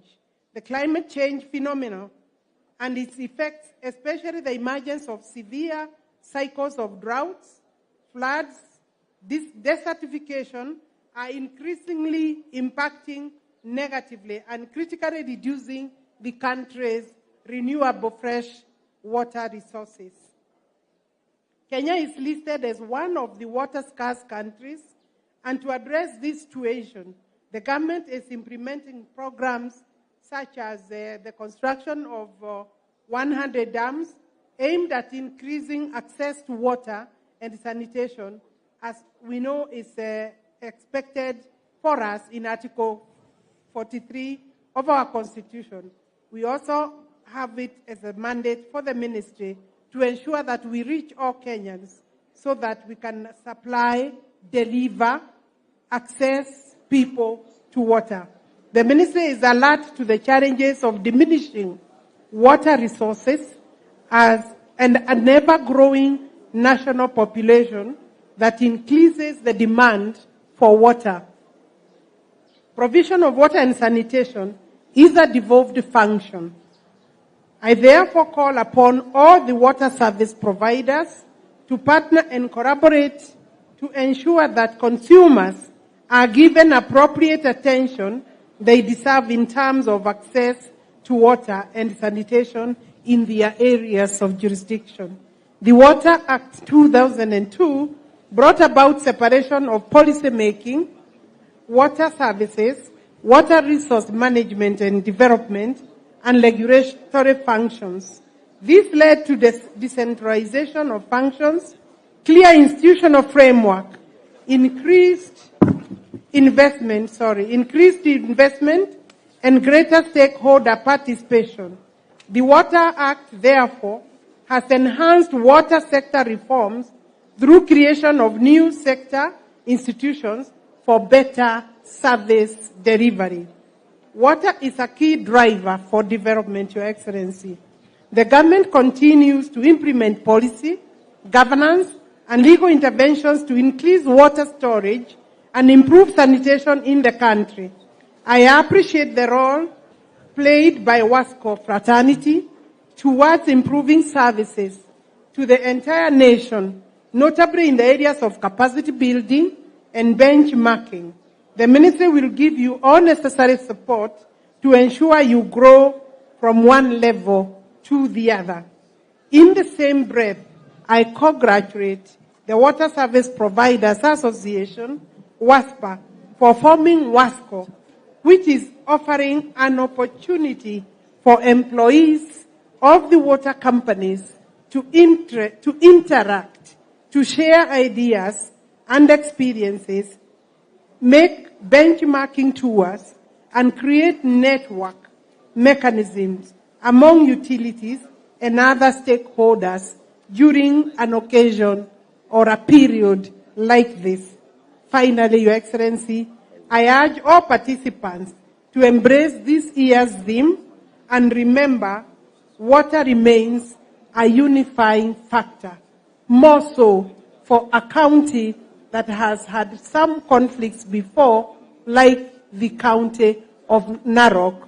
I was told this morning by the governor, with His Excellency, the Prime Cabinet Secretary, that Narok is experiencing a very peaceful period during this particular time. I wish all the players success and therefore then say, God bless you. Let's put our hands together and clap for the entire team as we invite our Prime Cabinet Secretary. Can we first do our clap together? Mudavadi, Sadia, Mudavadi, Yehuyu, Karibu.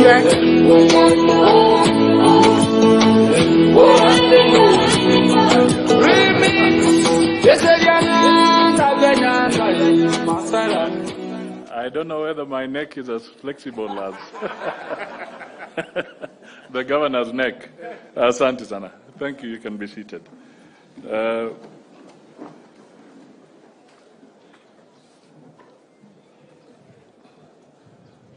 First of all, let me just salute Narok. Narok hoye!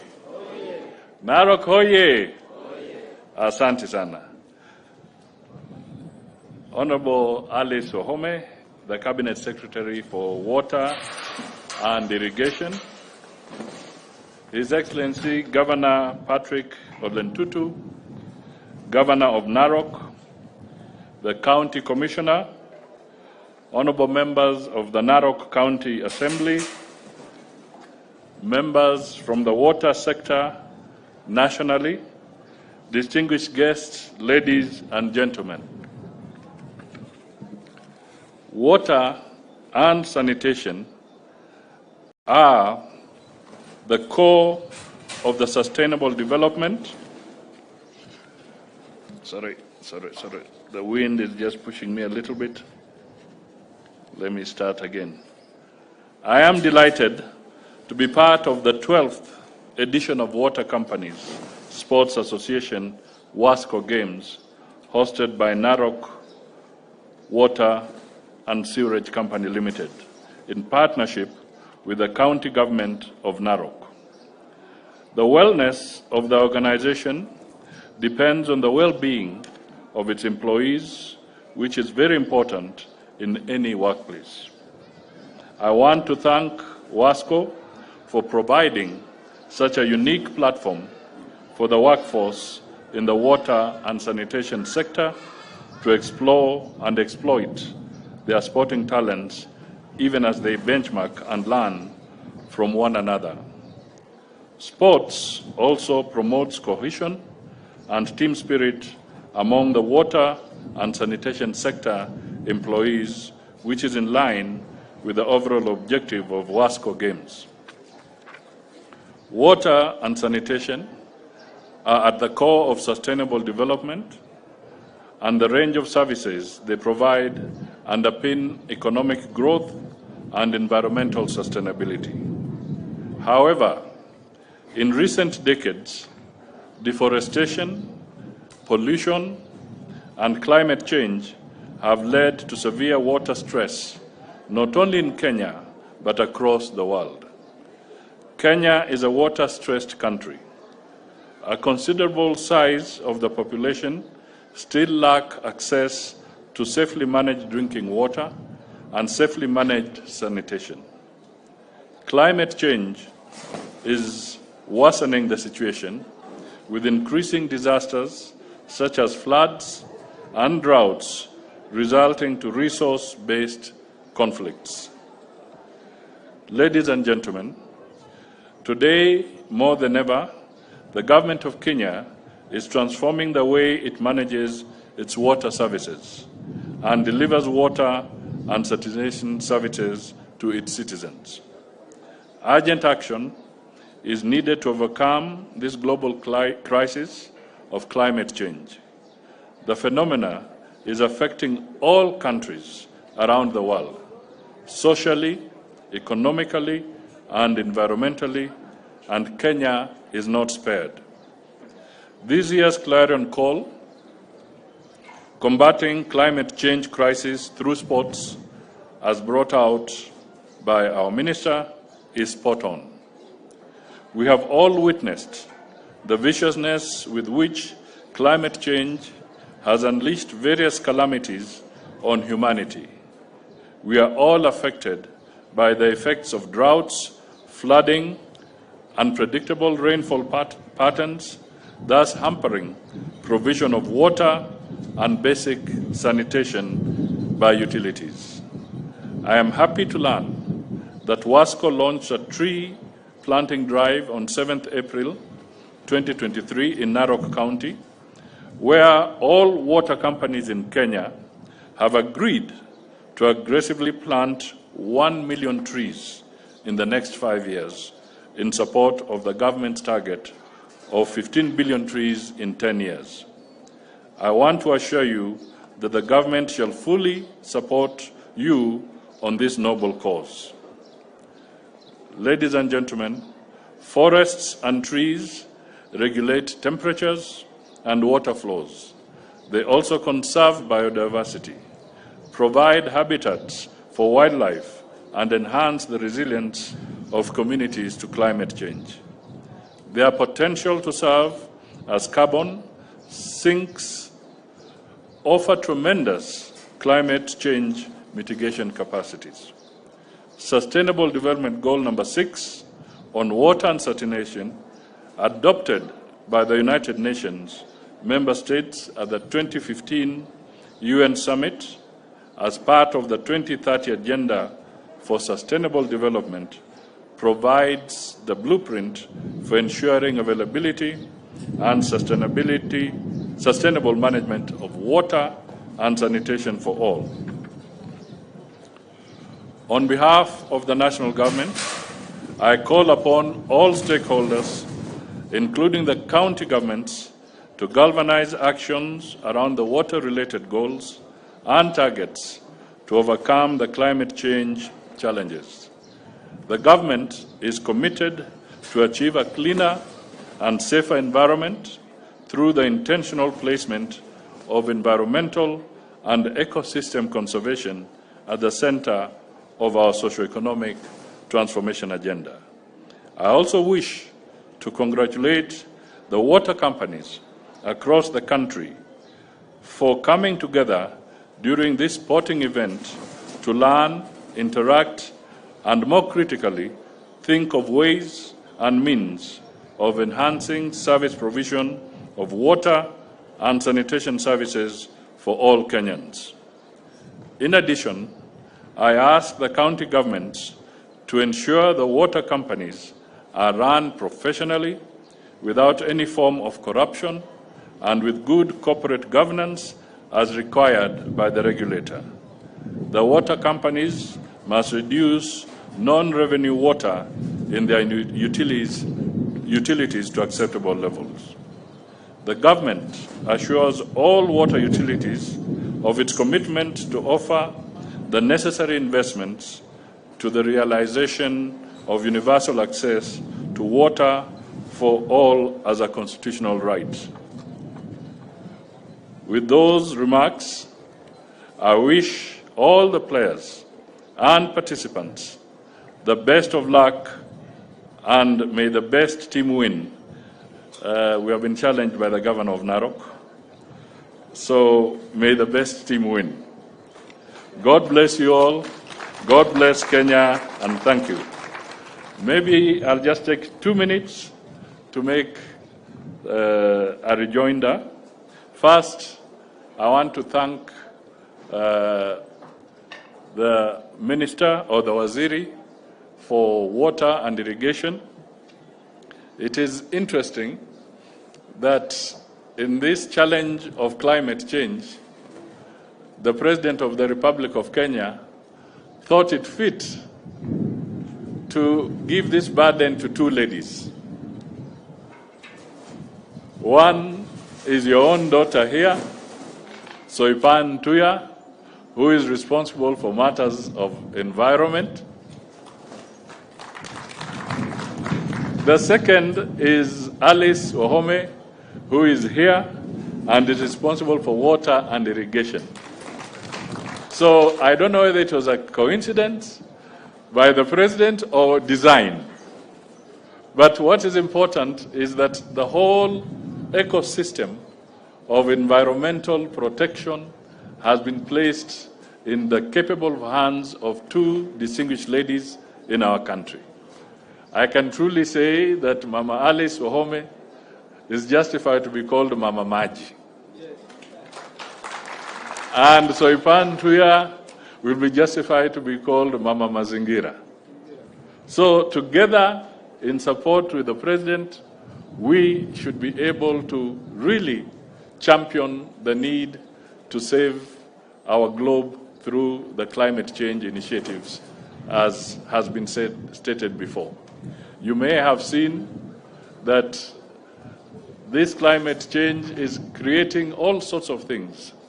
Right now, if you are a follower of news, you will notice that in Hawaii, because of climate change, wildfires, just from nowhere, have completely destroyed a city. Wildfires, because of the climate change that is taking place. We have seen flooding where we should never have seen flooding. Cities like Beijing have been flooded. We are seeing areas where they're experiencing things that they have never experienced before. Even here, we don't know what is happening, but you can see lake waters are rising. And these are all issues that are beginning to converge. And if we are not careful as human beings and we start reversing the challenges, we could be caught up in a very, very serious situation very soon. So we have to take drastic action to start reversing these challenges. So, ladies and gentlemen, I want to thank you all, and I must also thank the people of Narok through Governor Patrick Ntutu, because perhaps Masai Mara in certain instances is more known than so many other things about Kenya. You are the custodians of this critical ecosystem. You must preserve it for us. You must preserve it for posterity. You must market it for the Kenyan people. It is a sacred ground for our nation. And we are happy that the people of Narok have continued to hold it for us. And please intensify your efforts in making sure that this jewel of the world is properly reserved for posterity. God bless you all. God bless Narok. God bless Kenya. And very soon, as you said, His Excellency the President would have liked to be here, but he's really putting a lot of things together as the Africa Summit closes in. But I know, as you said, he's likely to be your guest here in the next week when you have the famous cultural event. And some of us will also join you during that week. Mungu awe nanyi na wachezaji wote wapate nafasi ya kutosha so that they can all be happy as they participate in this competition. God bless you all. Basi makofi mazuri kabisa kwa ma DVD. Now sasa ni climax. Na hii climax tunaomba watu wote wasiende uwanjani. Hii climax, Your Excellency the Governor. Wewe utakuwa goalkeeper. Alafu ma DVD wewe ndio utakuwa striker kupiga hiyo penalty. Kwa hivyo ningeomba nyinyi wawili muende kwa lile lango liko pale.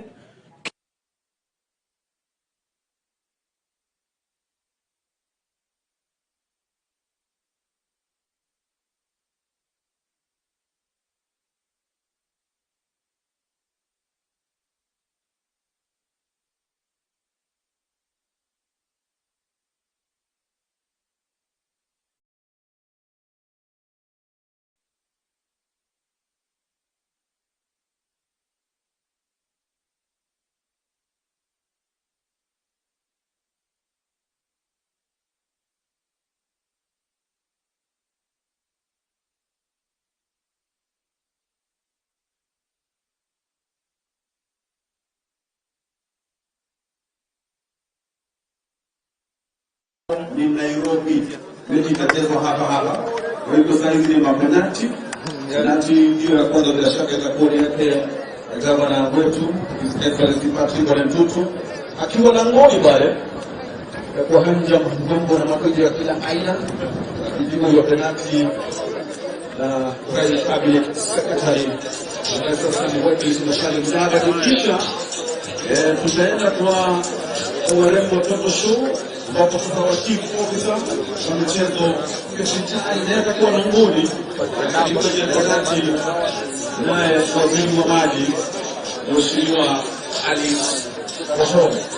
Ndio kuna mmoja ndio penalti kwa kila mmoja mmoja na makojo ya kila aina.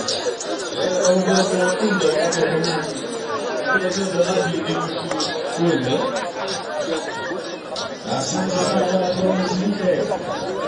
Yeyote pale uwanjani sasa kuanzisha mchezo ni rasmi hapa ndani ya uga wa Narok Olympic Stadium. Tukifungulia basi mtuta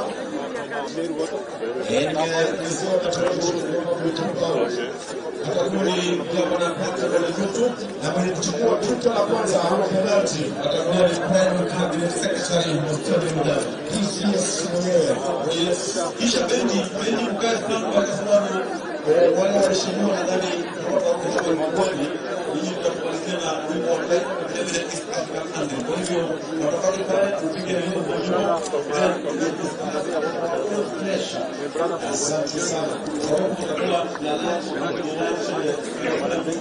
kama kuna makawa wale kuna maestro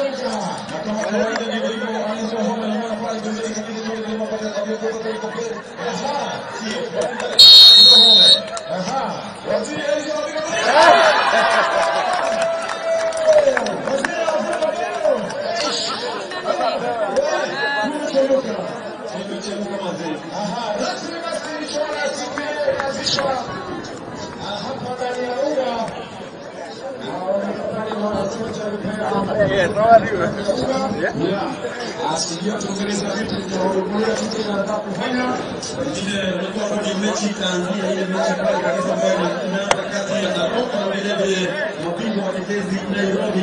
Unakumbuka tu wiki jana ama imeisha hiyo. Kule Kamewaka kulifika michuano za mpira za shule ya upili. Ndipo hapo sasa tunaona kwamba kuna vipaji ndani ya Kenya kwa sakata bodi.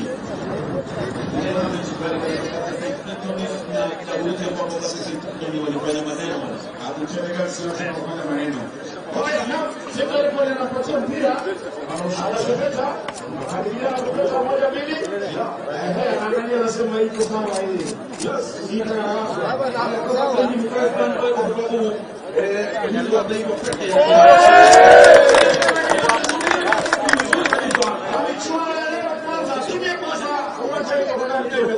Narok na vile vile Nairobi.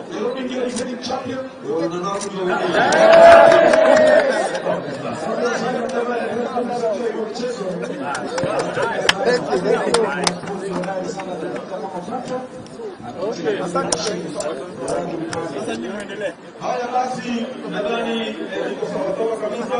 Ladies and gentlemen, let us be upstanding for the national anthem. Tafadhali bendi anatupiga wimbo wa taifa kisha tukamilishe mambo ya leo. Mabibi na bwana, katika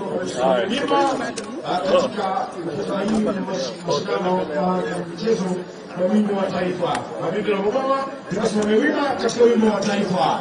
Basi ngoja kidogo wakuje hapa mbele au tukamilishe na kama lazima wakuje hapa kwa sababu wimbo wa taifa unaona ile bendera lazima tuiheshimu sawa sawa kabisa. Asante. Ni wanarejea hapa na mashindano ya rasmi makala ya 12 ya mashindano ya Wasco Games.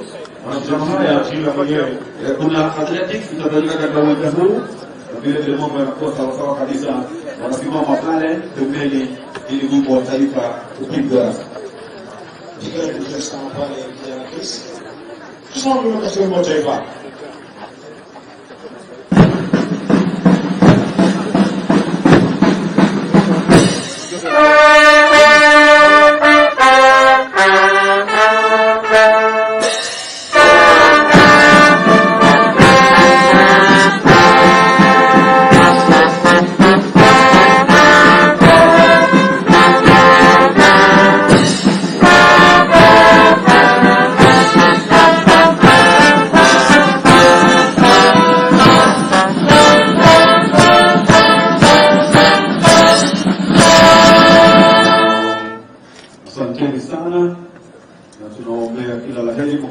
Lakini msiondoke kwa sababu kuna mechi ambayo itaanza baada ya siku mrefu mechi kati ya timu ya Nairobi. Kwa mwisho ni kwamba sasa yameanzishwa rasmi na katika siku ya Ijumaa na hapa ni kwamba riadha katika mama mchezo wa kuku katika hapa kisha mchezo wa netball katika pale na bado ujumbe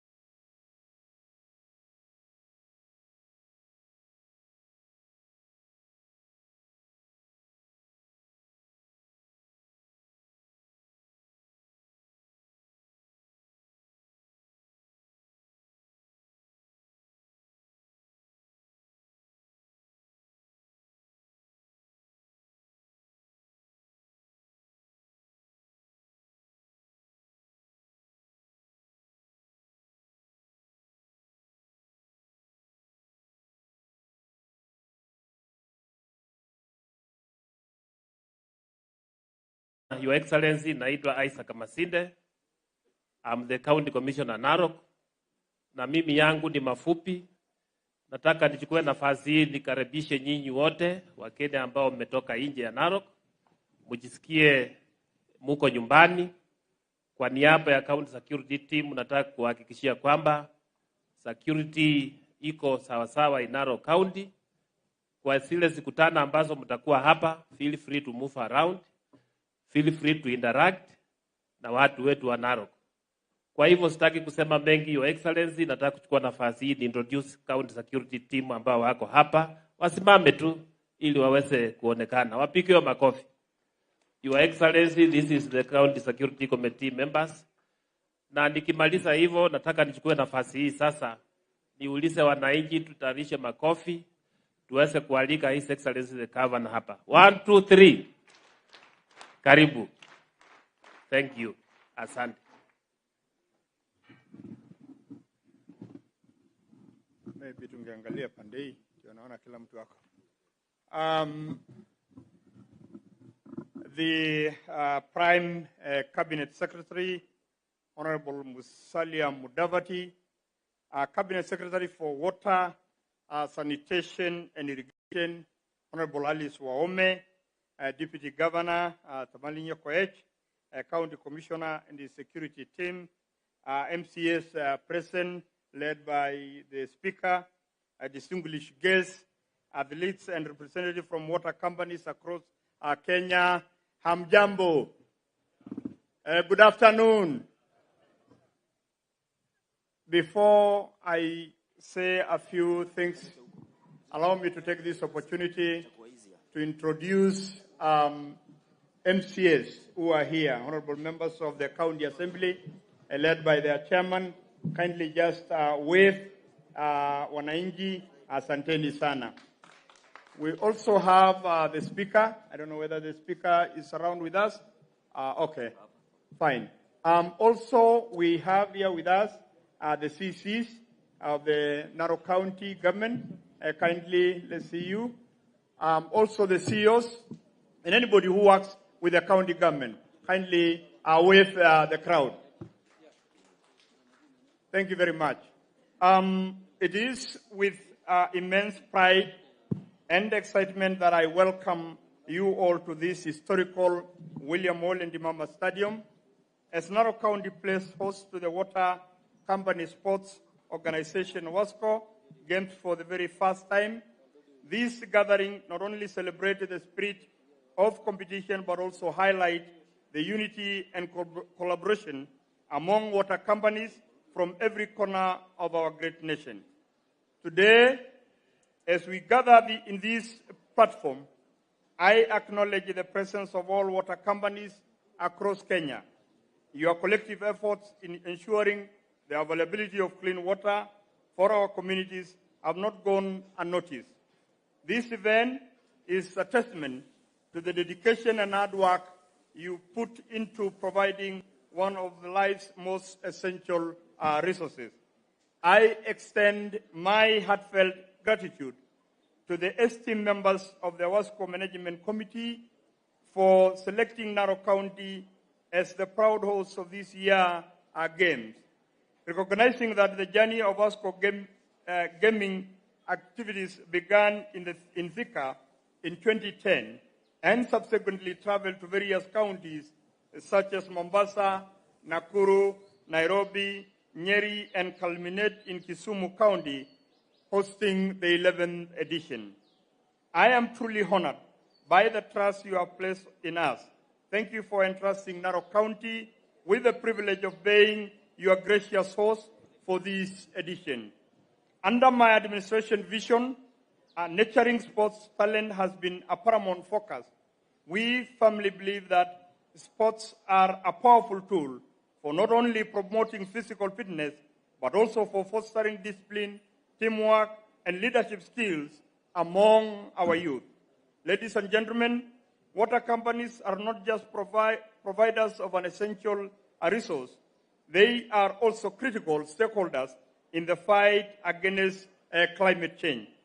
As guardians of water resources and distribution systems, These companies hold a pivotal role in mitigating the impacts of changing climate.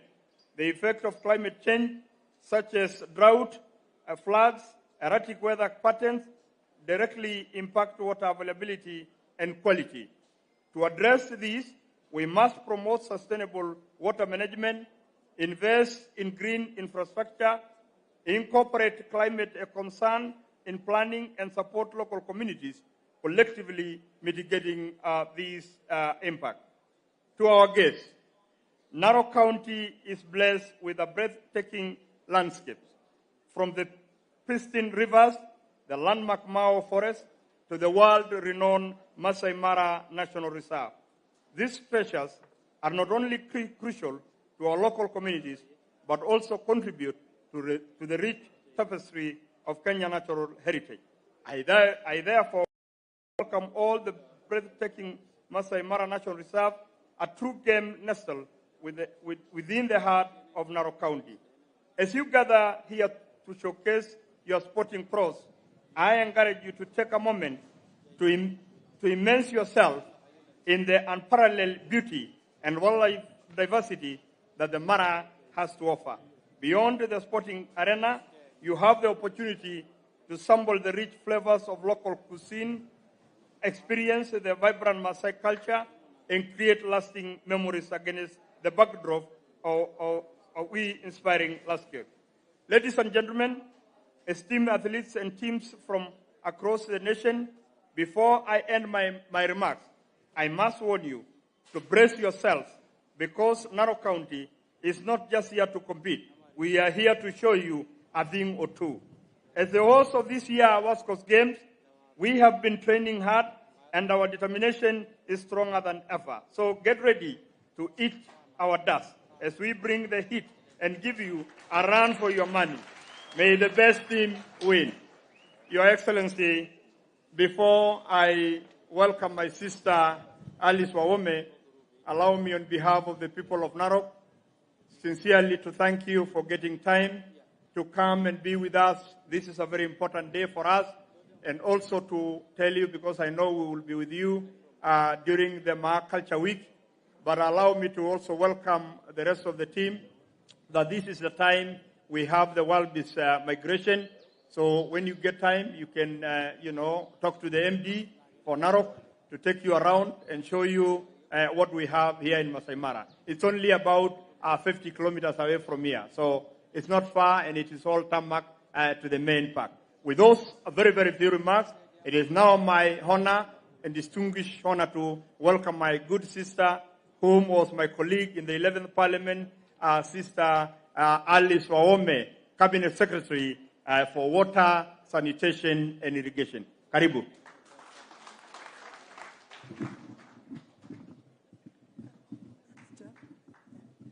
Let's put our hands together and clap for our governor for the very, very eloquent speech, very warm reception, and I'm sure all of you are feeling at home. Now, I'm told it is 5 days. 5 days. Your Excellency, the Prime Cabinet Secretary, Your Excellency Musalia Mudavadi, aka what? Si mnajua tunamwitanga ma-DVD. Mnaona vile ako smart leo. He's very smart in his Masai cane and his outfit. I'm sure we are going to go and do penalty. Na mimi najua nitamgonga. Mimi najua nitagonga Musalia. So, Your Excellency, I know because you are my boss, I'm sure you'll forgive me. Nikipiga hiyo penalty upande yangu. And you know you are not supposed to win against your boss. So hapo mtanifundisha vile nitafanya, si ndio? Yes, Your Excellency, thank you very much for coming here for this very auspicious occasion. I want to take this moment to thank the governor of Narok County, my good friend, Olen Tutu. We did serve together with him in the 11th Parliament, and by also God's plan, we were in the same committee, the Security Committee. Najua yeye alikuwa nafikiri administrator hapo kwa serikali, si ndio hiyo? So he was one of our key members in the Committee of Security, and thereafter of course we became friends. Tumekuja hapa tunakula ng'ombe na mbuzi ya Wamasai sana, kwa sababu wao Wamasai ni watu wakarimu, na ninajua hata leo tuko na chakula pahari ametayarisha. So Your Excellency the Governor for this county, this is one of the beautiful counties we have in this country, and the choice of this particular venue, Your Excellency, our chief guest, is very good for me, and I am happy. Around, I'm sure the wonders, the eighth wonder, I'm sure we might have time to go there. I feel a bit cheated because having come up to here, I would have wanted to rush to Masai Mara, one of our very good, quiet places. But I know we will have opportunity to come once again. Your Excellency, you can see the teams are very geared for this particular event. They are well prepared. I want to thank the organizers, Wasco, very much for a good job. WASPA, these particular water sector teams, I'm surprised they're also going across the borders. They want to win and win. As they win, they must remember what is the theme as I go through my quick speech. Climate change. We must combat climate change. I am sure we are safe. Correct? The particular theme is very critical this year for us, because by end of the month, beginning of the next month, you all know we are going to have the Africa Climate Summit here, chaired by His Excellency, the President. So we feel very proud that we are all now participating into that particular environment.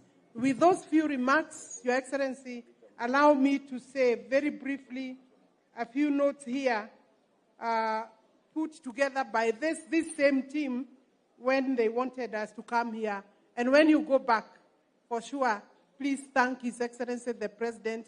He has been supporting this team very, very much, including our conference in Mombasa.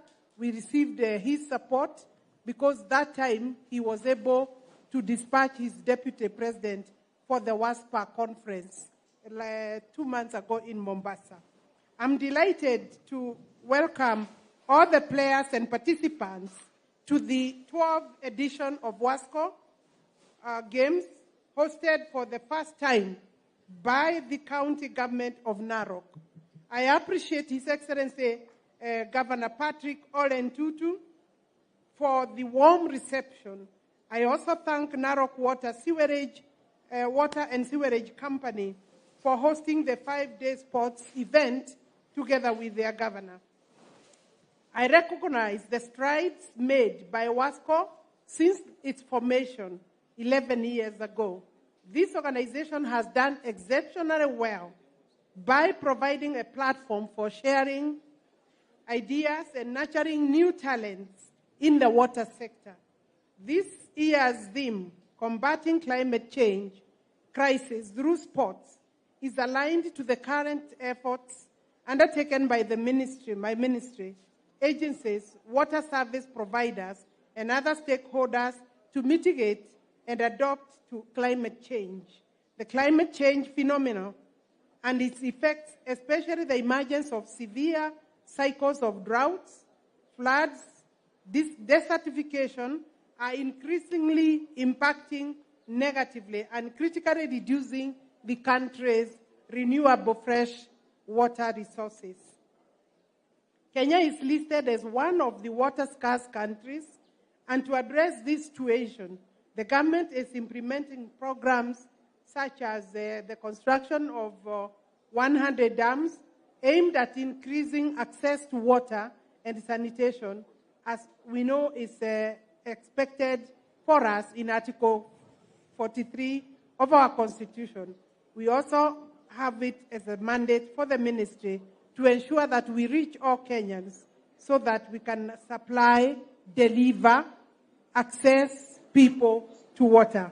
The ministry is alert to the challenges of diminishing water resources as and an ever-growing national population that increases the demand for water. Provision of water and sanitation is a devolved function. I therefore call upon all the water service providers to partner and collaborate to ensure that consumers are given appropriate attention they deserve in terms of access to water and sanitation in their areas of jurisdiction. The Water Act 2002 brought about separation of policy making, water services, water resource management and development, and regulatory functions. This led to decentralization of functions, clear institutional framework, increased investment, and greater stakeholder participation. The Water Act, therefore, has enhanced water sector reforms through creation of new sector institutions for better service delivery. Water is a key driver for development, Your Excellency. The government continues to implement policy, governance, and legal interventions to increase water storage and improve sanitation in the country. I appreciate the role played by Wasco fraternity towards improving services to the entire nation, notably in the areas of capacity building and benchmarking. The ministry will give you all necessary support to ensure you grow from one level to the other. In the same breath, I congratulate the Water Service Providers Association, WASPA, for forming Wasco, which is offering an opportunity for employees of the water companies to interact, to share ideas and experiences, make benchmarking tours, and create network mechanisms among utilities and other stakeholders during an occasion or a period like this. Finally, Your Excellency, I urge all participants to embrace this year's theme and remember water remains a unifying factor, more so for a county that has had some conflicts before, like the county of Narok. I was told this morning by the governor, with His Excellency, the Prime Cabinet Secretary, that Narok is experiencing a very peaceful period during this particular time. I wish all the players success and therefore then say, God bless you. Let's put our hands together and clap for the entire team as we invite our Prime Cabinet Secretary. Can we first do our clap together? Mudavadi, Sadia, Mudavadi, Yeuyu, karibu.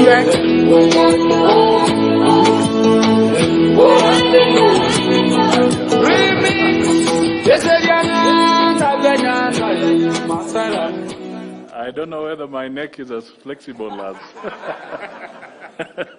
the governor's neck. Asante sana. Thank you. You can be seated.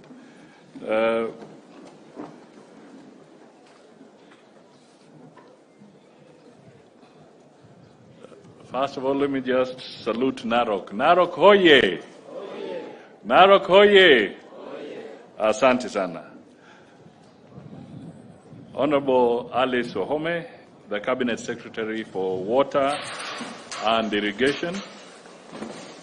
His Excellency Governor Patrick Olentutu, Governor of Narok, the County Commissioner, honorable members of the Narok County Assembly, members from the water sector nationally, distinguished guests, ladies and gentlemen. Water and sanitation are the core of the sustainable development. Sorry. The wind is just pushing me a little bit. Let me start again. I am delighted to be part of the 12th edition of Water Companies Sports Association Wasco Games hosted by Narok Water and Sewerage Company Limited, in partnership with the county government of Narok. The wellness of the organization depends on the well-being of its employees, which is very important in any workplace. I want to thank Wasco for providing such a unique platform for the workforce in the water and sanitation sector to explore and exploit their sporting talents, even as they benchmark and learn from one another. Sports also promotes cohesion and team spirit among the water and sanitation sector employees, which is in line with the overall objective of Wasco Games. Water and sanitation are at the core of sustainable development, and the range of services they provide underpin economic growth and environmental sustainability. However, in recent decades, deforestation, pollution, and climate change have led to severe water stress, not only in Kenya, but across the world. Kenya is a water-stressed country. A considerable size of the population still lack access to safely managed drinking water and safely managed sanitation. Climate change is worsening the situation, with increasing disasters such as floods and droughts resulting to resource-based conflicts. Ladies and gentlemen, today, more than ever, the government of Kenya is transforming the way it manages its water services and delivers water and sanitation services to its citizens. Urgent action is needed to overcome this global crisis of climate change. The phenomena is affecting all countries around the world, socially, economically, and environmentally, and Kenya is not spared. This year's clarion call, combating climate change crisis through sports, as brought out by our minister, is spot on. We have all witnessed the viciousness with which climate change has unleashed various calamities on humanity. We are all affected by the effects of droughts, flooding, unpredictable rainfall patterns, thus hampering provision of water and basic sanitation by utilities. I am happy to learn that Wasco launched a tree planting drive on 7th April 2023 in Narok County, where all water companies in Kenya have agreed to aggressively plant 1 million trees in the next 5 years in support of the government's target of 15 billion trees in 10 years. I want to assure you that the government shall fully support you on this noble cause. Ladies and gentlemen, forests and trees regulate temperatures and water flows. They also conserve biodiversity, provide habitats for wildlife, and enhance the resilience of communities to climate change. Their potential to serve as carbon sinks offer tremendous climate change mitigation capacities. Sustainable Development Goal number 6 on water and sanitation, adopted by the United Nations member states at the 2015 UN Summit as part of the 2030 Agenda for Sustainable Development, provides the blueprint for ensuring availability and sustainable management of water and sanitation for all. On behalf of the national government, I call upon all stakeholders, including the county governments, to galvanize actions around the water-related goals and targets to overcome the climate change challenges.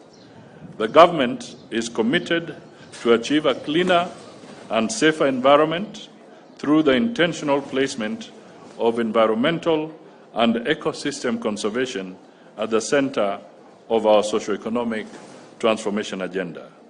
I also wish to congratulate the water companies across the country for coming together during this sporting event to learn, interact, and more critically, think of ways and means of enhancing service provision of water and sanitation services for all Kenyans. In addition, I ask the county governments to ensure the water companies are run professionally, without any form of corruption, and with good corporate governance as required by the regulator. The water companies must reduce non-revenue water in their utilities to acceptable levels. The government assures all water utilities of its commitment to offer the necessary investments to the realization of universal access to water for all as a constitutional right. With those remarks, I wish all the players and participants the best of luck, and may the best team win. We have been challenged by the governor of Narok, so may the best team win. God bless you all. God bless Kenya, and thank you. Maybe I'll just take 2 minutes to make a rejoinder. First, I want to thank the minister or the waziri for water and irrigation. It is interesting that in this challenge of climate change, the President of the Republic of Kenya thought it fit to give this burden to 2 ladies. One is your own daughter here, Soipan Tuya, who is responsible for matters of environment. The second is Alice Wahome, who is here and is responsible for water and irrigation. So I don't know whether it was a coincidence by the president or design. But what is important is that the whole ecosystem of environmental protection has been placed in the capable hands of 2 distinguished ladies in our country. I can truly say that Mama Alice Wahome is justified to be called Mama Maji. And Soipan Tuya will be justified to be called Mama Mazingira. So together, in support with the President, we should be able to really champion the need to save our globe through the climate change initiatives, as has been stated before. You may have seen that this climate change is creating all sorts of things.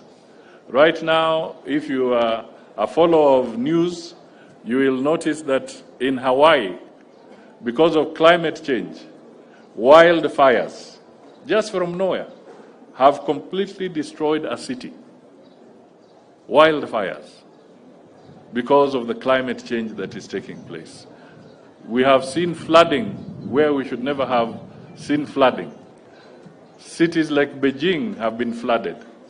We are seeing areas where they're experiencing things that they have never experienced before. Even here, we don't know what is happening, but you can see lake waters are rising.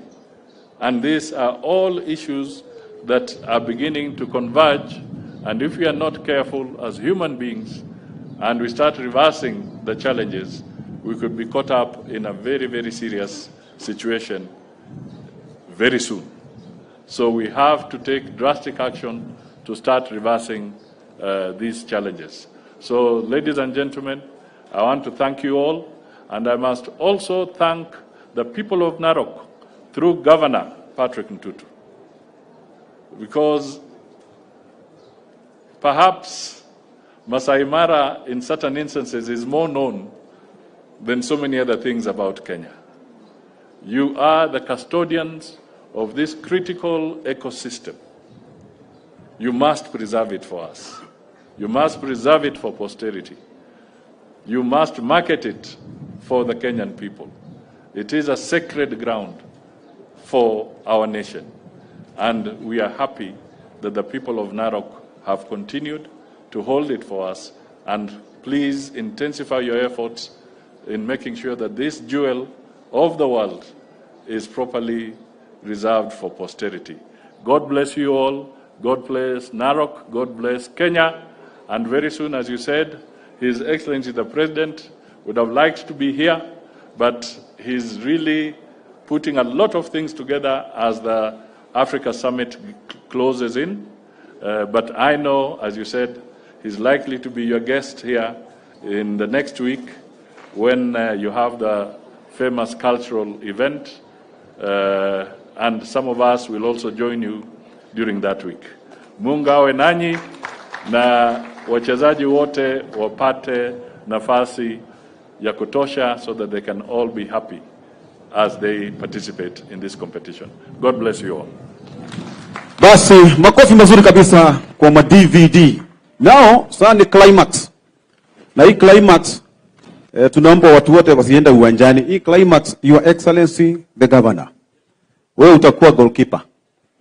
Alafu ma-DVD wewe ndio utakuwa striker kupiga hiyo penalty. Kwa hivyo ningeomba nyinyi wawili muende kwa lile lango liko pale.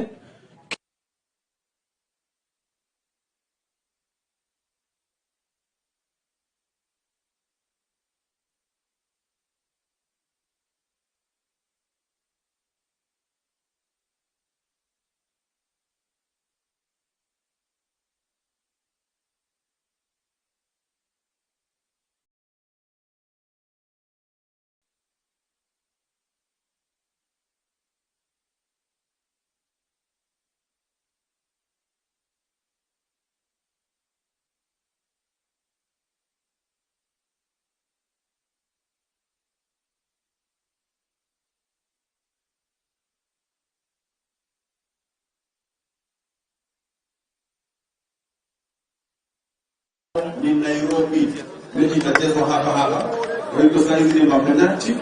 Penalti ndio ya kwanza, bila shaka itakuwa yake gavana wetu His Excellency Patrick Ole Ntutu akiwa langoni pale kwa hanja mgongo na makojo ya kila aina, akijibu hiyo penalti na Prime Cabinet Secretary na sasa ni wetu Mudavadi. Kisha tutaenda kwa Warembo Toto Show ambapo sasa wa chief officer wa michezo Serikali inaweza kuwa na nguli katika penalti, naye waziri wa maji Mheshimiwa Ali Wasco.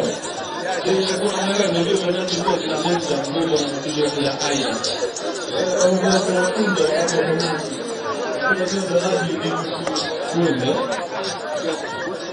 Asante sana kwa mzunguko. Yeyote pale kwenye uwanjani siweza kuanzisha mchezo huu rasmi hapa ndani ya uga wa Narok Walichukua stadium. Tukifungulia basi mtuta ndio tutachukua atakuni kwa wanapata kwa mtu na mwenye kuchukua tuta la kwanza au penalty atakuwa Prime Cabinet Secretary Mudavadi PCS mwenyewe. Kisha bendi mkazi kama kwa sababu wale waheshimiwa nadhani kwa mkoani ili tukubaliana wimbo wa East African Anthem. Kwa hivyo nataka pale kupiga hiyo moja fresh. Asante sana. Sababu tutakuwa na lunch kama kuna madawa pale kuna maestro moja pale ndio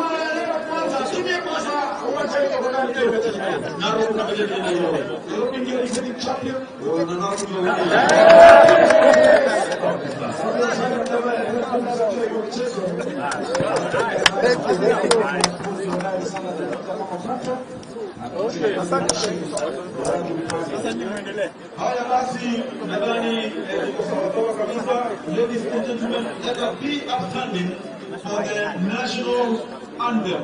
Tazani bendi, anatupiga wimbo wa taifa, kisha tukamilishe mambo ya leo. Wamependa mkuana, katika mashindano ya mchezo wa wimbo wa taifa. Mabibi na mababa, tunasimame wima katika wimbo wa taifa. Basi, hoja kidogo wakuja hapa mbele, au tukamilishe na sema lazima wakuja hapa kwa sababu wimbo wa taifa, unaona ile bendera lazima tuiheshimu sawasawa kabisa. Asante. Ndio narejea hapa na mashindano ya rasmi makala ya 12 ya mashindano ya Wasco Games. Mashindano haya shirika mwenyewe kuna athletics itafanyika katika uwanja huu, na vile vile mambo yanakuwa sawasawa kabisa. Wanasimama pale pembeni ili wimbo wa taifa upigwe. Tunaomba katika wimbo wa taifa.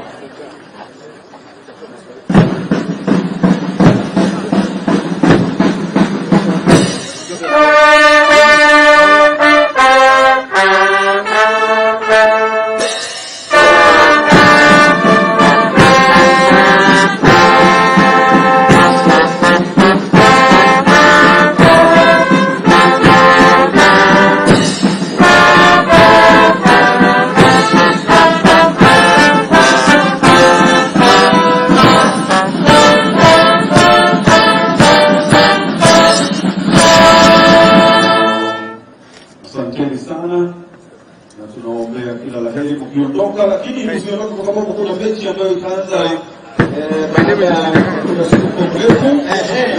kinaendelea kati ya Narok na vile jimbo la Nairobi. Katika kuonyesha ni kwamba mashindano yameanzishwa rasmi na yataanza siku ya Ijumaa. Na hapa ni kwamba riadha ya athletics katika mchezo wa kusimama mchezo wa kuku katika hapa kisha mchezo wa netball katika pale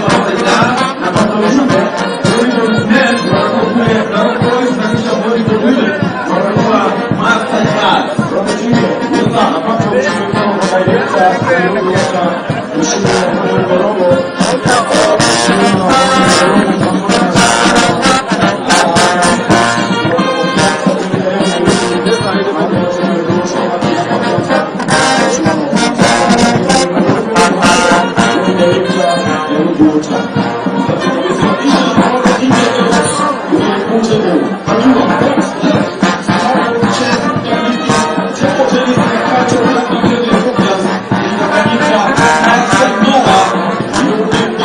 na